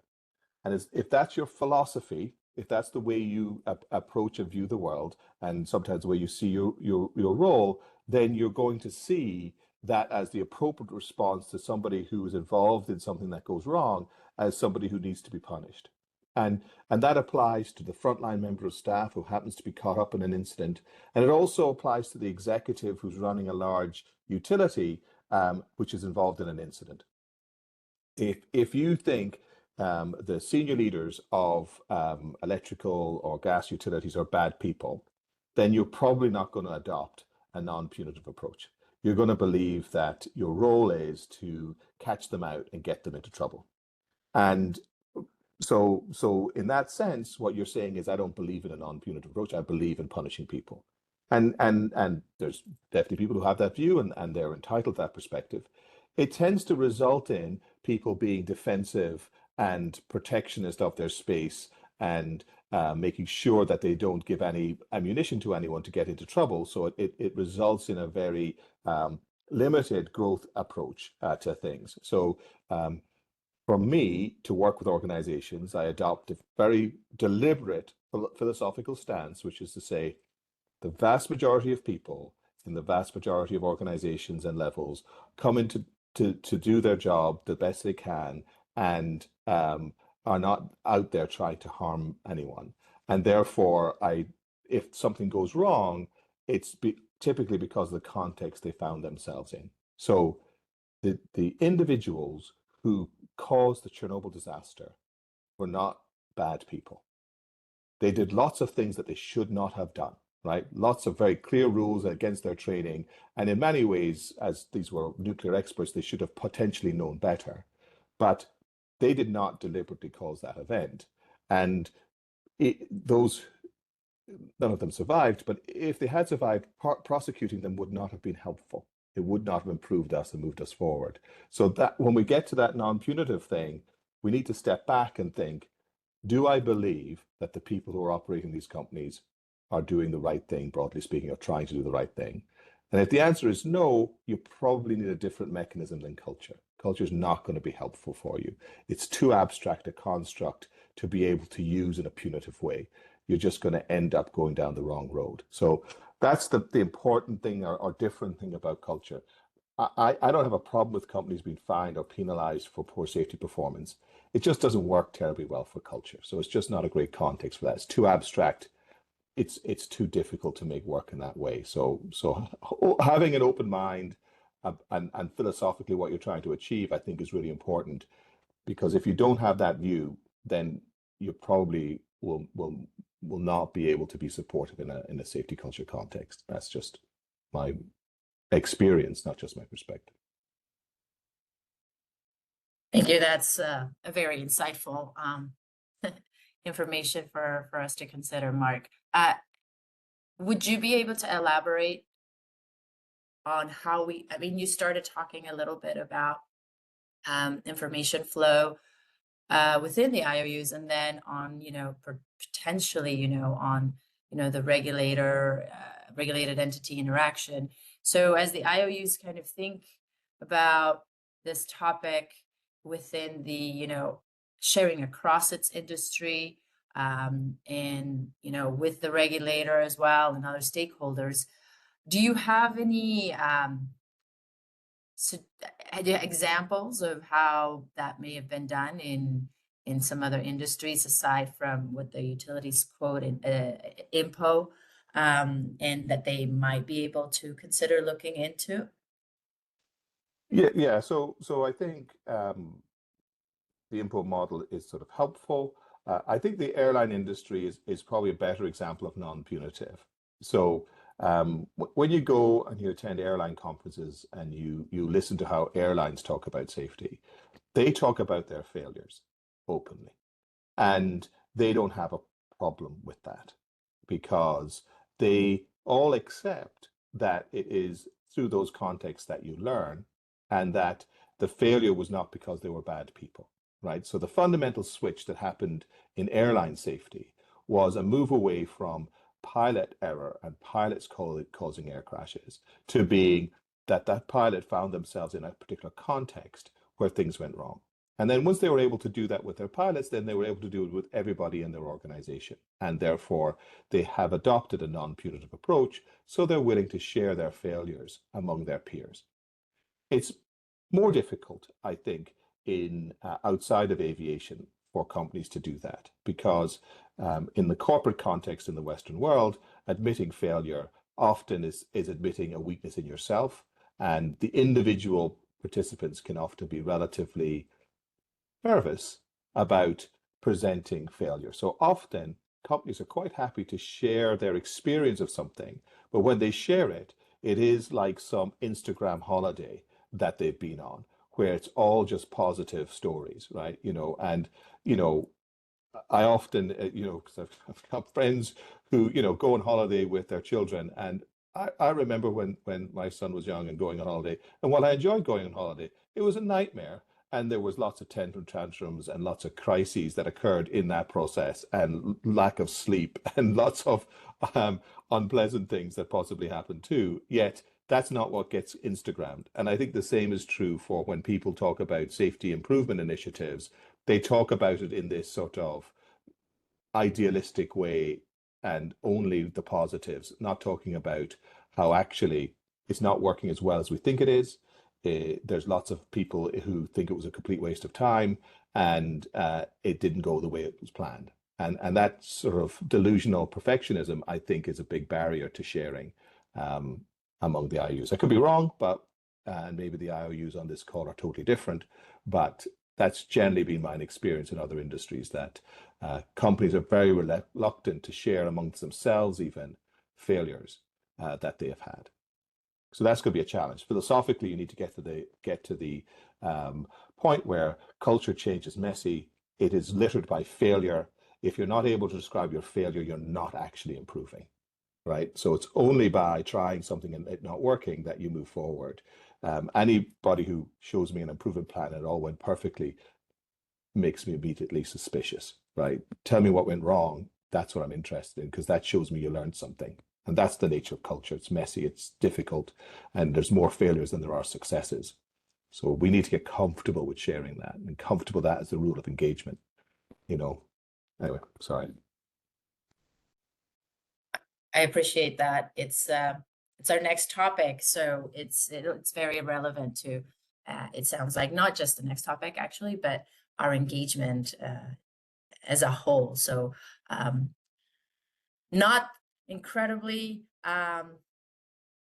cheerful outlook, but definitely a challenge that this group needs to consider and discuss further.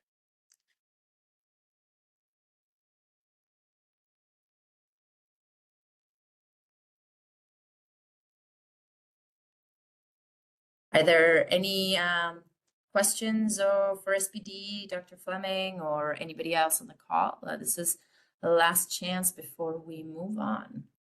And we're ahead of time, guys, so I promise to make this, we can have more engagement in our next meeting. But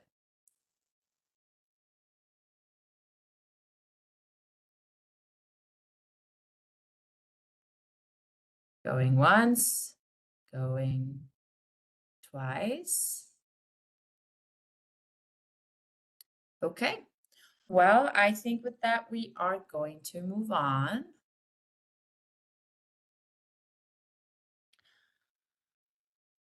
Okay, so as I mentioned with the work plan, we sort of identified the topics preliminarily that the working group could tackle. And there is a topic that needs to be addressed quite urgently, because we're in the process of developing an RFP for a third-party evaluator to begin assessment of San Diego Gas and Electric by August 1st of next year. So the decision actually required the working group to develop a set of standardized qualifications and selection criteria for this third-party evaluator that would conduct a comprehensive assessment. And we would like to gather input from the participants in this group on what those qualifications would be. To do so, we want to frame the methodology for the assessment so you can all think about those qualifications and criteria within the context of how the assessments will be conducted. So for those who attended the Energy Safety and CPUC Alignment Workshop held by the IOUs a couple of weeks ago, this information repeats to some extent what SPD presented there. So I'll try to be quick and hopeful by repetition, we will all have soaked it in and know it by heart. So hope not to bore you too much with it.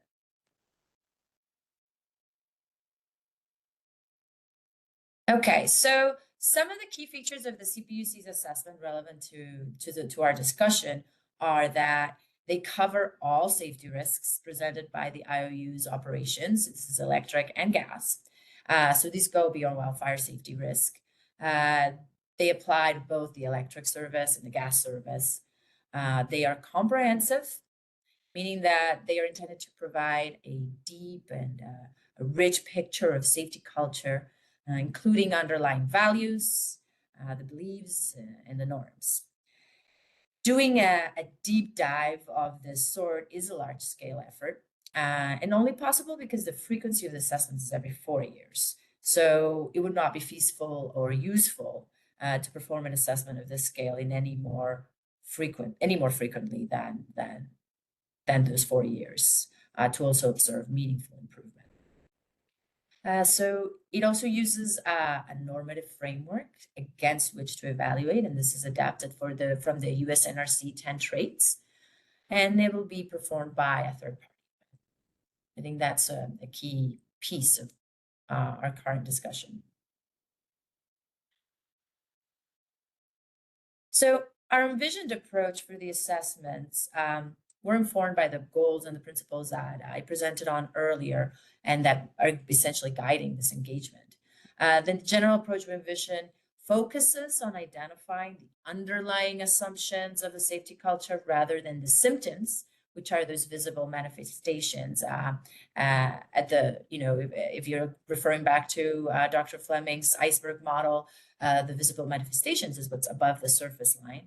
And he spent a bit of time discussing how getting to these underlying assumptions is really this motor, the I guess to quote you, Dr. Fleming, the electricity that is in the motor. So this would be aligned with the systemic approach set forth in the goals adopted by the Commission. We expect the comprehensive assessment to go beyond capturing employee perceptions. So it would not be a perception-led assessment. It's consistent with inconsistent with the decision. Data would be triangulated across the different data collection methods to extract cultural themes and related signals. It would be rooted in the IAEA, which is the International Atomic Energy Agency assessment methodology. As we understand, this methodology is regarded pretty much as sort of a best practice for comprehensive assessments by international experts and regulators. So it is also strongly aligned with the goals and principles adopted by the CPUC's assessment engagement. And there's also methodology guidance that has been published, and it's available and it's out there, which helps us in this process. And for those that are interested, which would help if you're developing some recommendations and some feedback on the qualifications, these links have take you to where these guidelines for assessments are. So some of the unique features of the IA methodology are listed on this slide. So essentially, it is based on SHINE's 3-level model, which Dr. Fleming also presented on earlier, which is represented by the iceberg. And to the right of the slide, you see that iceberg. Here, we have some of the unique features that characterize the assessment, and you can read them there. But essentially, it applies the same multi-method approach supported by our framework, and it's comprehensive with both qualitative and quantitative data collection methods. It is predominantly qualitative, which allows for a deep and rich picture of the culture with narrative-driven insights into how safety is experienced and prioritized across all levels. It emphasizes continuous improvement and learning over compliance and promotes system thinking. All these are properties, again, supported by the goals and the principles adopted with the PSC framework. So here is some of the information we would seek to extract from the data analysis, which has been promulgated actually by the Canadian Energy Regulator in its own assessment guidelines. That's another resource I would encourage all of you to go take a look at when thinking about some qualifications. So these lenses, focus on identifying commonalities and differences across the collection methods, examples to illustrate the patterns found, differences between what is said versus what is written or observed, differences and similarities between subgroups, and significant observations on patterns of behavior related to safety commitment and tolerance of risk, amongst others. Okay, so due to the confidentiality restrictions of the state contracting process prior to the RFP being released, we will need to gather your feedback on the qualifications rather than co-create that here in the group. So for that, I'm asking that you please send your feedback for these qualifications to us by July 15th, so we can consider in the RFP development process. Please send your feedback to Richard White. His email address is shared on the slide, and copy the distribution list, which I will also share with the interested participants shortly after this meeting. Okay. Are there any questions on the qualifications and minimum qualifications and selection criteria for the third-party evaluator assessor, or any other questions in general from today's session?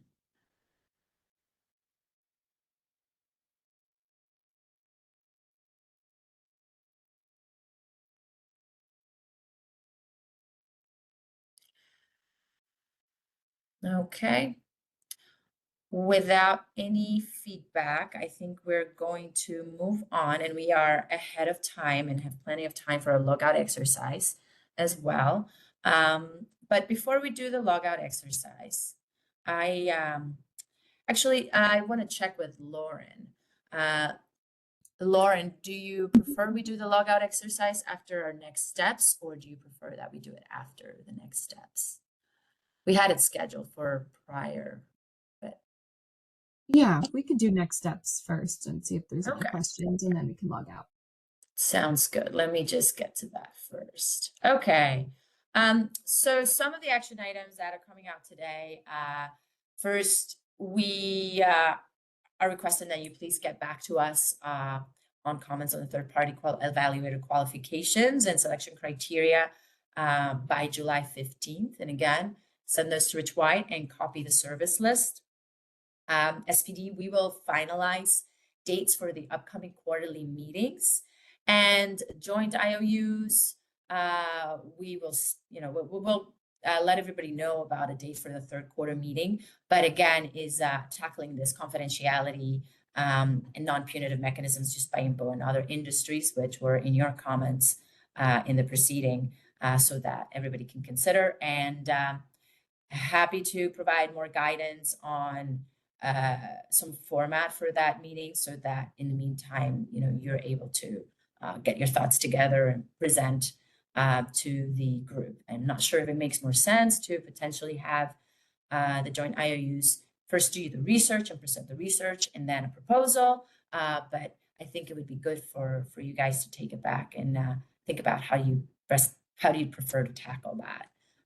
Of course, I've put you as the lead on that. So if that's not preferred, do let me know, and we can tackle differently. So before we move on to our logout, I do want to check if there are any questions or comments or suggestions, or you did not like the topics and let's scratch them and we will reconsider. This isn't feasible. Maybe you want to tell us that, yeah, you're crazy. That's totally valid as well. Happy to hear it all. I think the point is to get a sense of, where does everybody sit with this, and where can we make adjustments, and how can we all make sure that we're making this group useful for a common purpose.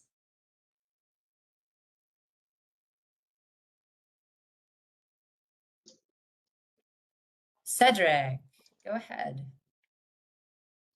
Hey, Carolina, thanks for the presentation. I think maybe why things might be a little more quiet than they would normally be is just, we're kind of, at least for me, I won't speak for anybody else. I'm kind of reading this information as it's laid out and kind of processing it mentally, and so it's harder for me to be as engaged, but I think as we get a chance to develop these agendas and have more time to think about how we want to go into these meetings and be more interactive, I think the meetings will become more interactive over time, I guess is what I'm trying to say.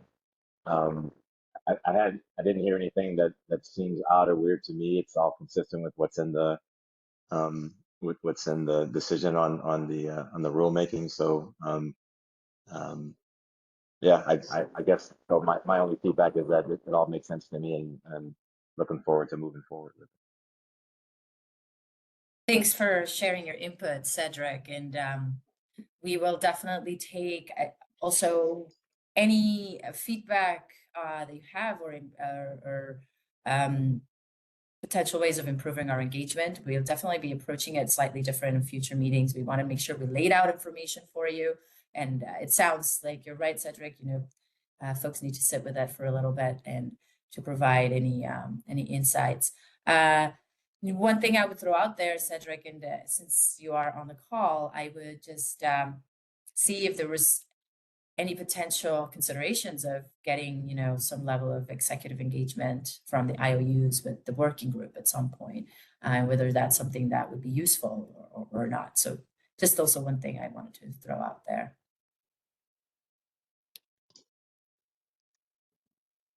Mark. Well, Benson. Oh, sorry. Before Mark, and go ahead, Cedric. no, I was just going to say, you know, it's probably understandably that it's tough to get executives time for large blocks like this, and so that might be why I'm the exception here. But you know, I think all the leaders, and I know them all personally, they are as engaged in prioritizing this as much as I am, because we talk about it a lot in our one-on-one conversations. So I think you'll see that engagement as we move forward. Thanks, Cedric. And Mark Wenzel, I think you had your hand raised when I interrupted you. No, thank you. So this is going to be a question for Mark Fleming, and that is in your presentation, you mentioned that one of the challenges is a limited number of qualified evaluators. And I wonder if you can share any thoughts about what distinguishes those, and this is backtracking a little bit, but that might help inform the third-party evaluator qualifications. Thanks. Yeah. I think it is going to be a challenge. You know, I've been working this space for a long time, and you know, at least in my knowledge, there would be, you know, you could count the number of potentially qualified people on two hands globally. It's quite a small pool. Now, I don't know everybody, so I only know who I know. But the challenge a little bit is when culture became popular, and in North America, that was really in the sort of early 2000s.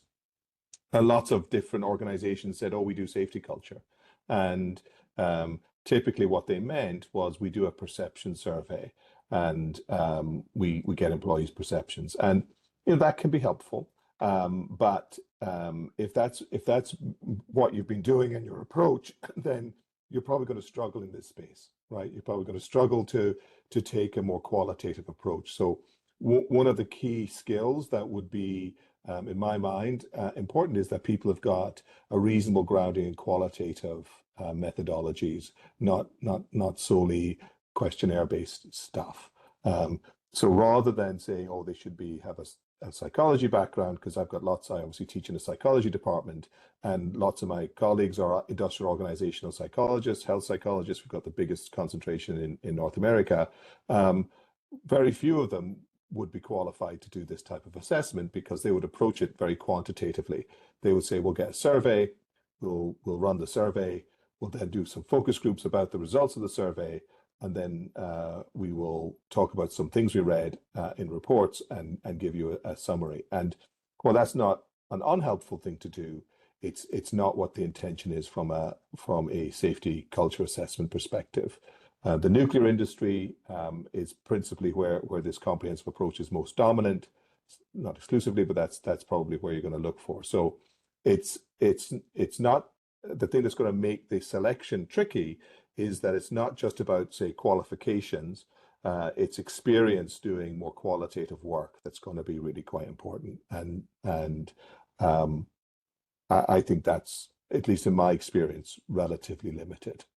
And people can talk a good game. So the being able to demonstrate you've done it is going to be quite hard, I think, but we'll see. Thank you. Thanks, Mark, for your question. Mark Wenzel, I appreciate that. I think we all have to keep this in mind as we're going through this. Rich, I think I saw your hand up, but you have lower. Yeah, Mark answered my question. Thank you. Gotcha. Okay.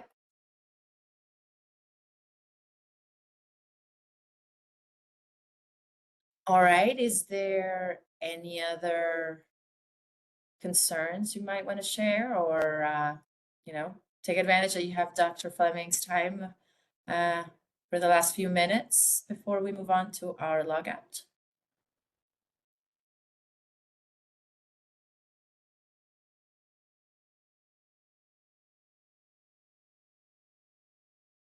Okay, Well, with that, I think we are gonna move on to our logout. Thank you everyone for your questions, and I understand you're all trying to wrap your heads around what was presented today as well. So I hope it was useful, and I hope this can serve as our platform from which we can launch our efforts. So with that, I am going to hand it to Lauren. Would you help us out with our logout exercise? Yeah. So I think that we did a login to make sure that we were kind of present and here for the rest of the meeting. And then now before we exit, log out. So I want you to think about what you want to get out of this working group. And you can take just a couple seconds to think about it. Again, nothing too long. And it might be a little bit in line with what the login question of why you're here today. So if you can think about either long-term or short-term, what you would want to get out of this working group. And for me, after hearing Mark, I was thinking, quality over quantity. That's something that is important. I know we're learning that at SoCal Gas within our OII and determining metrics. So that comes to mind. I will pass it off to, I'll pick on you again, Joe from CPUC IT to start.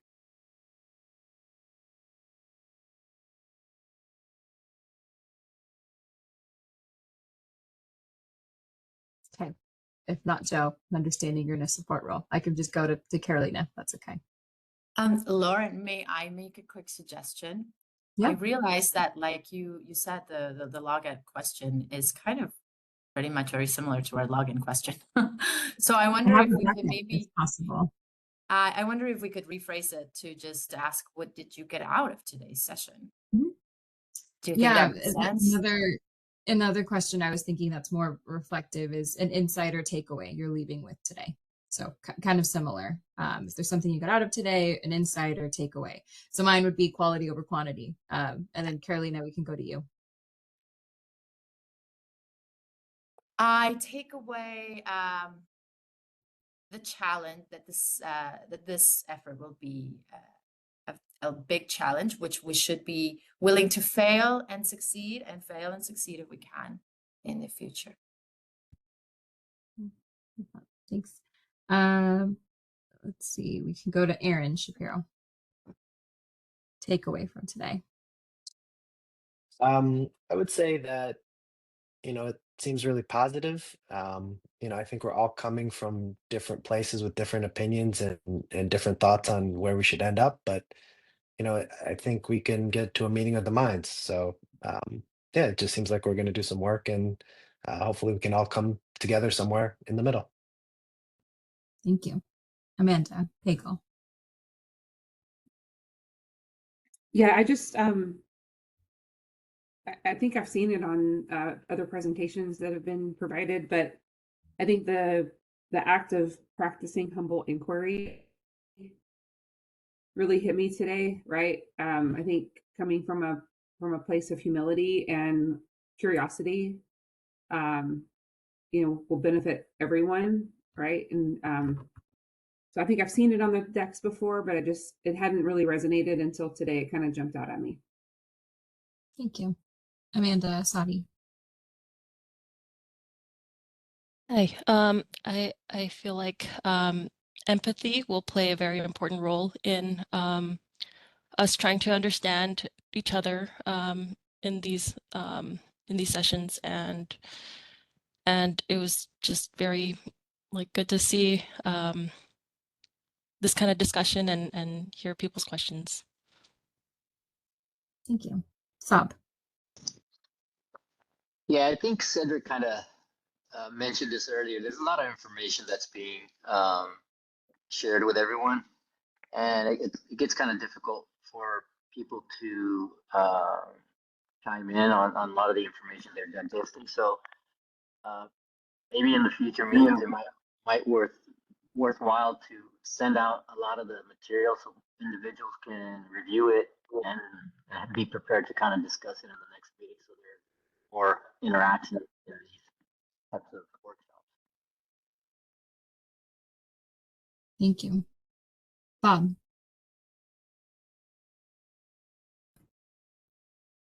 Yeah, I think somebody said it earlier when Dr. Fleming puts on these presentations. I think this is probably the second or third time that I've heard some form of his presentation. It's always great to generate some more thought around safety culture and the things that we're doing today. I'm looking forward to continuing these discussions to not only gain some of the best practices for those on this call, but to just really challenge ourselves to get better. So I do think there's a lot that we'll get out of this as we move forward and as we all get more and more comfortable in our role in this work group. So Thank you. Mina. Yeah, so I had a better understanding and refreshed better understanding of safety culture. I'm looking for to collaborate to reach our ultimate goal, which is to have all parties spend more genuine effort to improve and change safety culture. I think this is where the soft part and unmeasurable part is how we make sure that utilities are doing their best to improve their safety culture, and we're willing to collaborate and help. Thank you. Thank you. Cedric. Thanks, Lauren. Couple key takeaways for me. One is, and you kind of know this, but when you hear it said and expressed, like during Mark's presentation, it just helps drive it home. But the fact that safety culture is an abstract construct and we can't really directly measure it, and that we have to measure the artifacts that are good indicators of culture, at least directionally. I think that's just something that we continue to have to wrap our heads around as a kind of an engineering and operations type company. So I think I would just encourage everybody to kind of spend a lot of thoughtful time wrapping your head around that reality.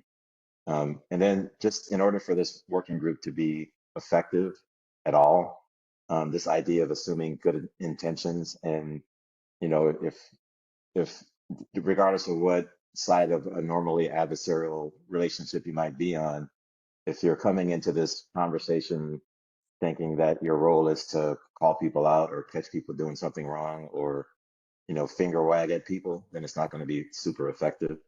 But if we all assume that each of us and each of our companies and organizations are run by people that are earnestly trying to do a good job, and we all just want to get better, then I think that's where the value will come from this working group.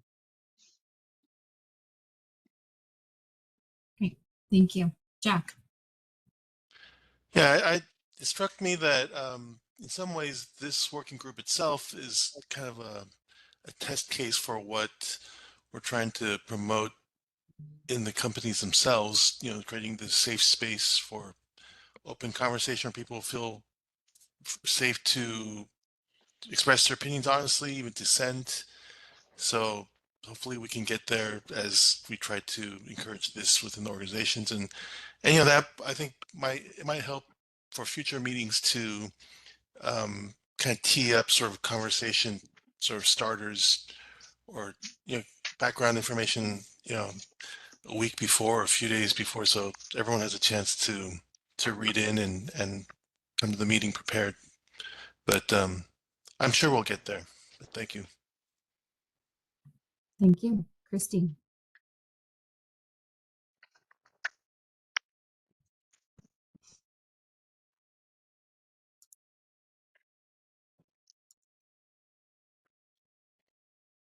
Christine Park.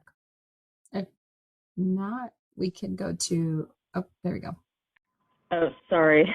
You were calling on someone else.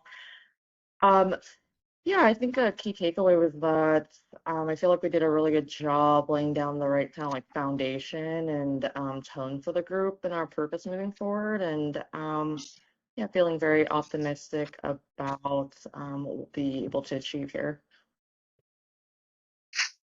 Great. Elizabeth.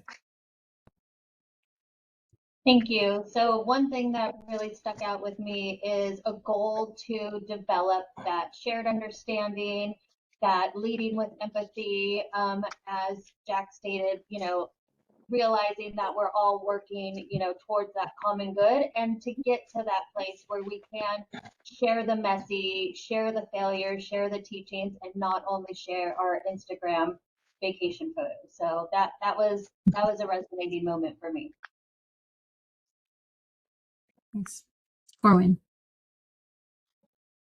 Yeah, I think Elizabeth kind of stole a little bit of my thunder with the Instagram holiday talk. So we're probably gonna get ready to log off. Everyone's gonna do the clapping emojis, and we're gonna congratulate each other, and we're gonna go back to our organizations and say how productive this was.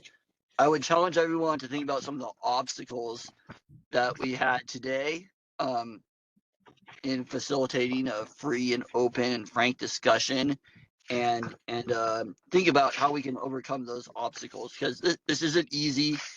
And we're gonna have to bring up tough topics and bring them back to organizations and effectively and make a change in our organizations.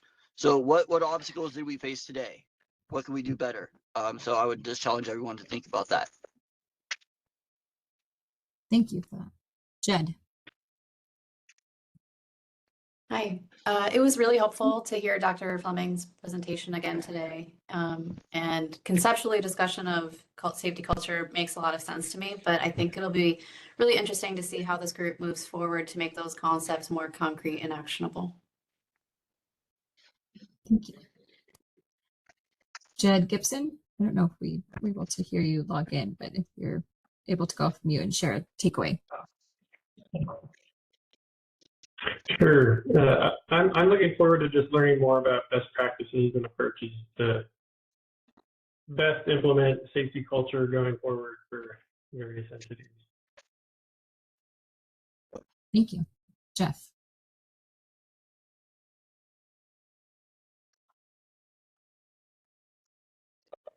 Hello. Several Jeffs. I'd say I just appreciate everybody joining today and all the various groups. But I appreciate what everybody actually has been saying, and especially what Corwin also mentioned. But the hard work that we all want to do together to improve as a whole, all of us, whether you're at the utility, whether you're at the commission, whether you're another important stakeholder. So my takeaway is this is a good start, but I'm really looking forward to what we do in the future together. Thank you. Matt.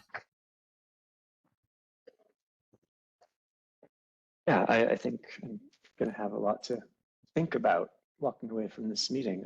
Really appreciate the opportunity for stakeholders like Cal Advocates to participate. We've been trying hard to have more thoughtful, deliberate dialogue with our utilities in the safety culture space, and looking forward to doing that here. Thank you. Ben. I just want to thank Carolina and Mark Fleming for putting this on and for giving us the rundown. It's a very good format for learning. I appreciate that. I look forward to continuing. Thank you. Ken. Thanks. I think for me, the one word that has bubbled to the top and thinking about, what values we are looking at here is the word trust. And to me, I kind of judge safety culture as one of those undefinable things, as Dr. Fleming was saying, but based on the level of trust you have. And I don't mean trust, but verify, but trusting yourself and trusting the others that you're dealing with on a face-to-face and unit-to-unit and organization-to-organization basis. And what level of awareness do you have of being trustworthy? But that word to me kind of jumps out on all those other values we've been talking about going forward. Thank you. Lauren. So I have a couple that actually I think were already mentioned, but then as I'm listening to everyone else share their insights, I'm listening to the group. Something that's actually brought to me just now is, I'm encouraged by actually the theme of kind of like positive intent and the sharing of, and the shared purpose of the group coming out of the first meeting. And I think it's a really solid first step as we move forward and, explore challenges, opportunities, failures, failures retrospectively, look at potential failures and discuss lessons learned for improvement. I think it's a great foundation for doing so in an open and collaborative working environment. Thank you. Mandy. I'm fairly new to this group and this work, so this was really just a great opportunity for me to learn, and I'm looking forward to future meetings. Thank you. Mark Fleming. Great, yeah, interesting session. What I'm hoping to get out of this working group, so going back to the original question rather than the modified version, is to have an example of an industry level working group which is collaborative to move the industry forward on safety culture. So there's lots of examples of companies doing it, and even industry groups maybe doing a bit, but this truly collaborative approach, I think, will be a great model for other industries and other organizations. So trying to get that all the range of stakeholders here, I think, is great. There's a wide diversity of people who can have input, and I think that's going to be the strength of the group, oddly enough, is the diversity of perspective, and hopefully everybody being able to share that. I'm looking forward to having at least a fly in the wall experience of that. So that's what I'm looking forward to as it goes forward. Thank you. Mark Wenzel. Yeah, thanks. I think my comment would mostly echo Jen's, which is like, if we accept this framework, still a lot of work to do to make it more concrete and turn it into actions. And so I'm curious to hear more about that. Thank you. Melvin. Key takeaway from today, we're undertaking an incredibly complex effort. I think it brings me back to my original point of, fostering trust and collaboration being the kind of key underpinning tenet if we are going to be successful. And I'm looking forward to seeing how this group continues to evolve in that space. Thank you. Sutton. Yeah, I think I echo what many of the comments were said before me. I love hearing Dr. Flink about safety culture, about I'm able to think about it a different way every single time and gain insights. So I'd love to continue brainstorming there. Thank you. Ted. Was that me, Ted? As in, yes. Okay, I'm Ted the only Howard. Ted, I guess. Yeah, and to remind everybody, since I got a small organization, Ted Howard, Small Business Utility Advocates. Yeah, the word trust comes up in my mind too a lot in the current polarized political environment across this country. I think it's particularly important, and it's really that trust begets trust and distrust begets distrust. And furthermore, someone who trusts nobody is someone nobody trusts. So I think that's vital underlying theme here. And then I just, again, put a little more of a spotlight on underserved customers that have particular challenges that need a different approach for developing safety culture, like ESJ communities, disadvantaged communities, hard to reach customers, small and diverse businesses. So I'll I think repetitively be refocusing on those particular customers that are often overlooked. That's it. Thanks. Thank you. Tony. Marina. Yeah, my takeaway is kind of along the lines that some others have had on dialogue. I think creating good dialogue is going to take a lot of work. The design of the dialogue space will be super important. And right now, a lot of this is kind of on Carolina. And I think we need to, one, recognize that fact, two, express some appreciation for the work that goes into it. And then thirdly, just acknowledge that the rest of us are going to have to step up to assist with that. And certainly energy safety, we're happy to do that. But I think we all just need to recognize that it will be a challenge to make the dialogue work. And we all kind of have to be committed to make sure it happens. Thank you for that. Rich. Yeah, I can echo a lot of the comments. I want this to be a very active, engaged group where people are open about what they're interested in. I hear that already. But the most important thing for me is that I want this to be a working group that actually changes how we do things. And when I think about that, it's really, I think about what would I do differently because I was in this working group that I wouldn't have done before. And so I'm looking for the things that will change how I actually interact with people in the PUC, and hopefully everybody in this working group will find ways to do things a little bit differently, and the IOUs, the interveners, the advocates, and so on, can think about ways to do things a little bit differently because of the work that happens in this working group. Thank you. That concludes the log out. And I'll start from the bottom next time, so it's not alphabetical and the same people. But I appreciate everybody sharing. Thank you, Carolina. I'll pass it back to you. Thank you, Lauren, and thank you everyone for sharing your thoughts. Handedness is the key here, so definitely taking away your thoughts. And in the future, we will be trying to get information to you ahead of time. One challenge we're running into is, who do we send it to? And then we have folks here who are not in the distribution list of the proceeding. We have people who are external to the proceeding. So we are coming up with a system to pretty much have you connect with us and tell us, are you wanting to participate? And this is something we've asked of those who are in the distribution list, but we have a running list of a distribution. So we will use that as our main form of communication. And I'll share that distribution list with everybody on this call today, so that if you see that you want to be on there to participate, you can make sure you let us know so we can add you and have that direct communication. In the future, we'll continue doing the pre-registration. I think if it weren't for that pre-registration, to be honest, I don't know that I would have been able to get any information to some of you ahead of time. And there were some, registrations up until like last night. So we're, making sure we waited long enough to give everybody opportunity to register and send that.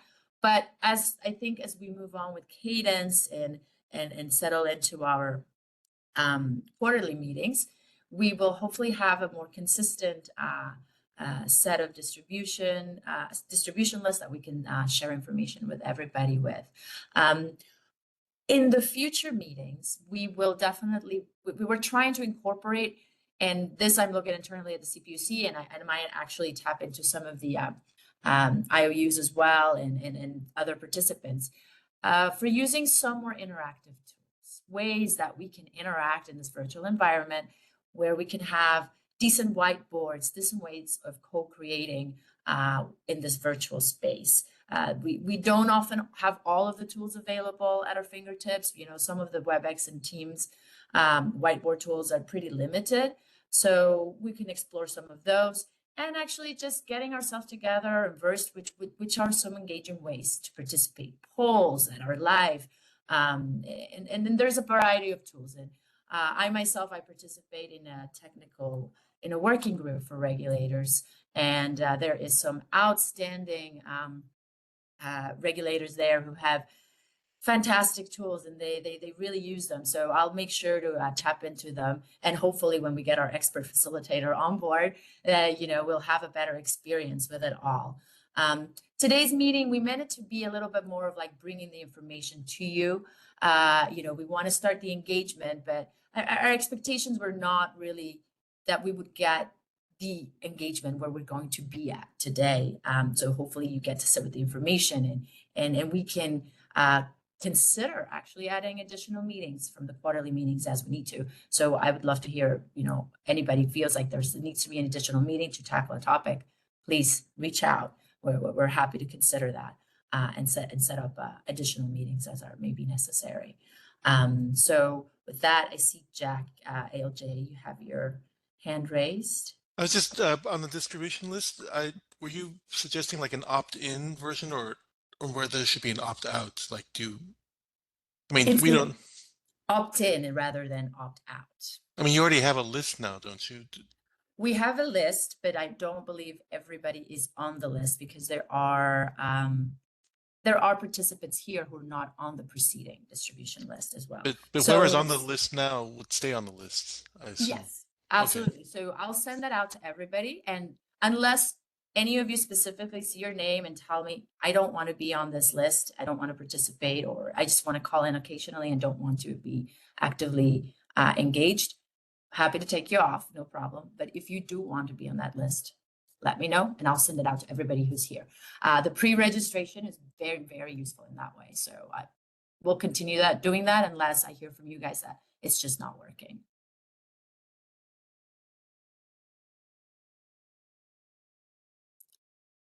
Okay. All right, everyone. Well, we are 30 minutes ahead of time. This is fantastic. At least we got our information out there. It was a pleasure to see all of you and hear your feedback. And you will be hearing from us in the next week with some of these follow-up items and for additional coordination for our next quarterly meeting. And thanks again, everybody. And I hope all of you have a great rest of your week. Okay, thank you. Signing off. Thank you. Thank you. Thank you.